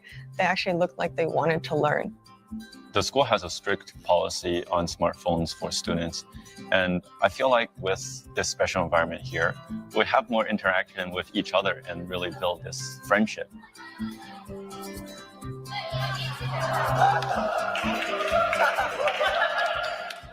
Honestly, we don't really use social media to interact that much. And that just makes everything a lot calmer. Like, you don't feel like people are missing out on anything. There's a lot more human interaction and a lot less of like drama and unnecessary emotions. And that just makes this learning environment really great. I feel like that also comes from the traditional culture that we are taught here. There's a saying in Chinese that goes, 一日为师，终生为父. It's basically a day a teacher, a lifetime a father figure.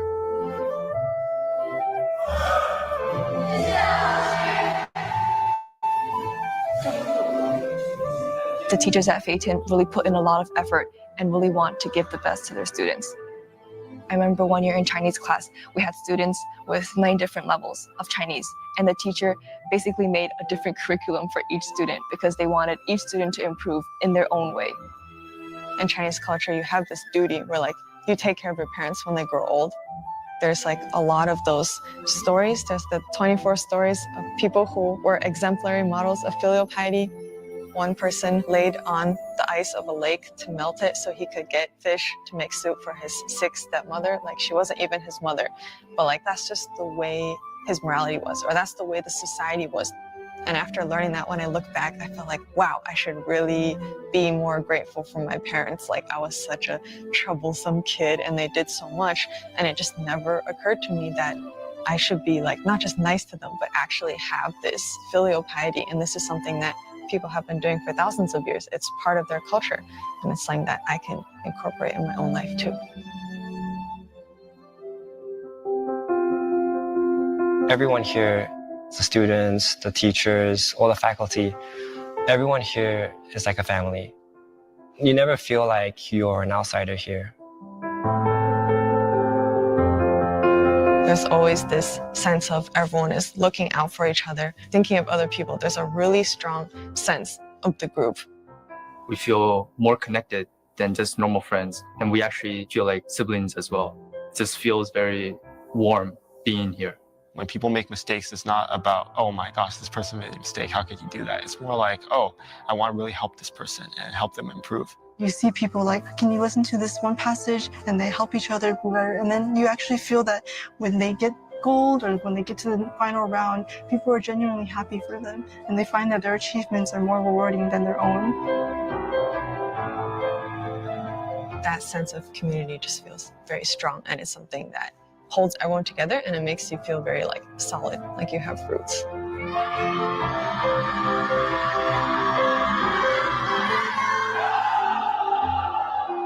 There are many times where I want to give up, but I think what Fei Tian has given me is this grit and this confidence in myself that no matter what happens, I can always get through it.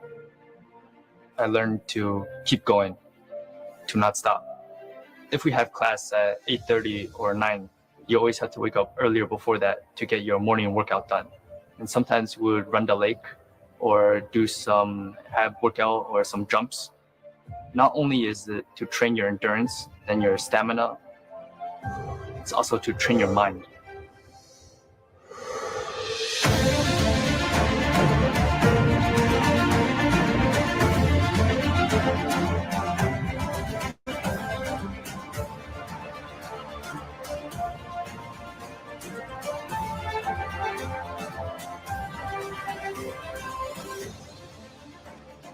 College here isn't really just a means of finding a job or like being successful in life, but rather truly becoming better people and using these values that we take at this college to bring us through the rest of our lives. The standards are very high here, and there's definitely a high level of competition in terms of the music track. There are people who play incredibly well, and you might think you've prepared a piece well enough, but you play a jury and you realize that there are places that didn't go so well, or perhaps professors will give you feedback that you didn't think about before. I think the most challenging part of being a music student at Fei Tian College is balancing your own self-improvement, but also preparing for the practicum tour and there's academics at the same time. Because a lot of times we'll have 2 essays, a quiz, a dress rehearsal, a dance competition piece, all at once. But I think we don't really know our own limits as students. And so these challenges that Fei Tian provides really pushed me beyond what I thought I could accomplish. It's just a very good thing that we have so many things all together at once. And when everything is finished, you're just like, oh my gosh, that was such a journey. But I learned so much and I would not have traded it for anything. The only true sense of reward or success is when you know you've done something, when you know you've pushed yourself through it and that you gave something of yourself up to earn it.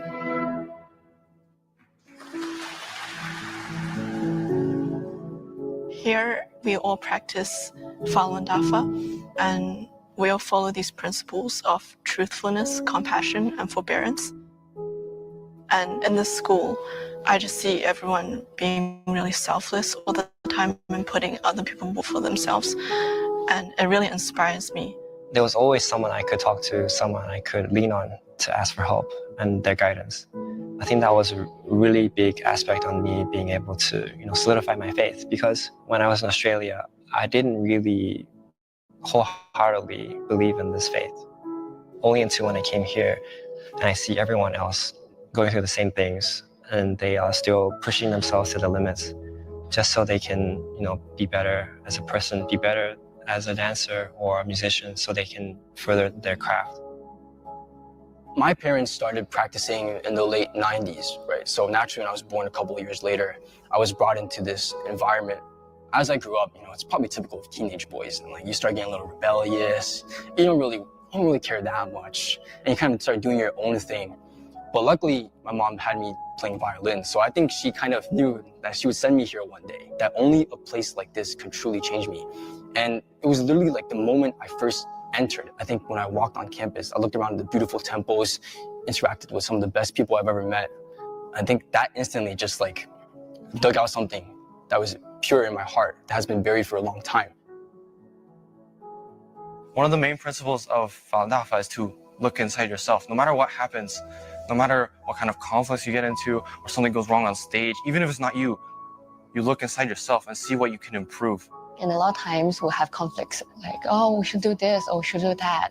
And then everyone's at a stalemate. It's nobody wants to back down. But then having our faith helps us, we think back, we reflect on ourselves a lot. And then we realize that there's no need to push our own idea out every single time. It's okay if you take a step back and let someone else put out their idea. And then you just help make their idea even better. After looking within, I would think maybe I was being too selfish. I didn't think about, what was better for the whole, or caring more for other people. Everything happens for a reason. So if a conflict arises, maybe it's time for me to look inside and elevate my own state of mind. Sometimes when you can go back and just meditate or read the scriptures or just calm down and think about yourself, it's a lot easier to realize oh, maybe what that person said to me today, it's actually not the end of the world. And I feel like that's something people realize later on in life. They look back oh, I did so many stupid things when I was young. I feel like with Fundado, it's now I can look at myself and be is what I'm doing now right? Is this the kind of person I want to be? When that happens to everyone, when everybody is doing that, then kind of the power behind that is unstoppable.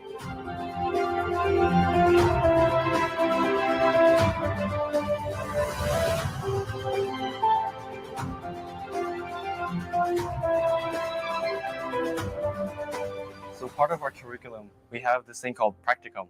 And every year, students from Fei Tian College go on tour with Student Performing Arts. There's probably nowhere else in the world where you can go on practicum with a professional arts company like Shenyang Performing Arts and tour around the world and get that kind of real life hands-on experience that comes with not only performing, but off the stage too. Every time we come back from tour, it's not I think, wow, we performed 100+ shows. It's more wow, I've learned so much. Every show is a new experience. Every show brings us new challenges. Every time we rehearse or every time we travel, it brings different tribulations. And the way that we get through them, the way we kind of develop ourselves as a person and as a musician, that's really education in itself. It's not just learning or practicing. It's experiencing life. I've been fortunate enough to get to visit many different countries. Shenyang goes all around the world to a lot of different places like Europe, Asia. I've been to Taiwan, Great Britain, Italy, Spain, Sweden, Germany, France, Brazil, all over the world. And I feel like it's been really great for me as a person to be able to see and interact with all these different cultures. Most of classical music, is written by these great composers that are from Europe. And then I think to be able to tour there and actually experience the culture, I think that for me was really big. You go to places you never would have expected, try different foods, absorb different cultures. But apart from that is kind of what we're trying to do as dancers of Shenyun and students of Fei Tian College. Everybody here, from the students to the teachers, everyone is here for one goal. What drives us is actually the mission of reviving traditional Chinese culture.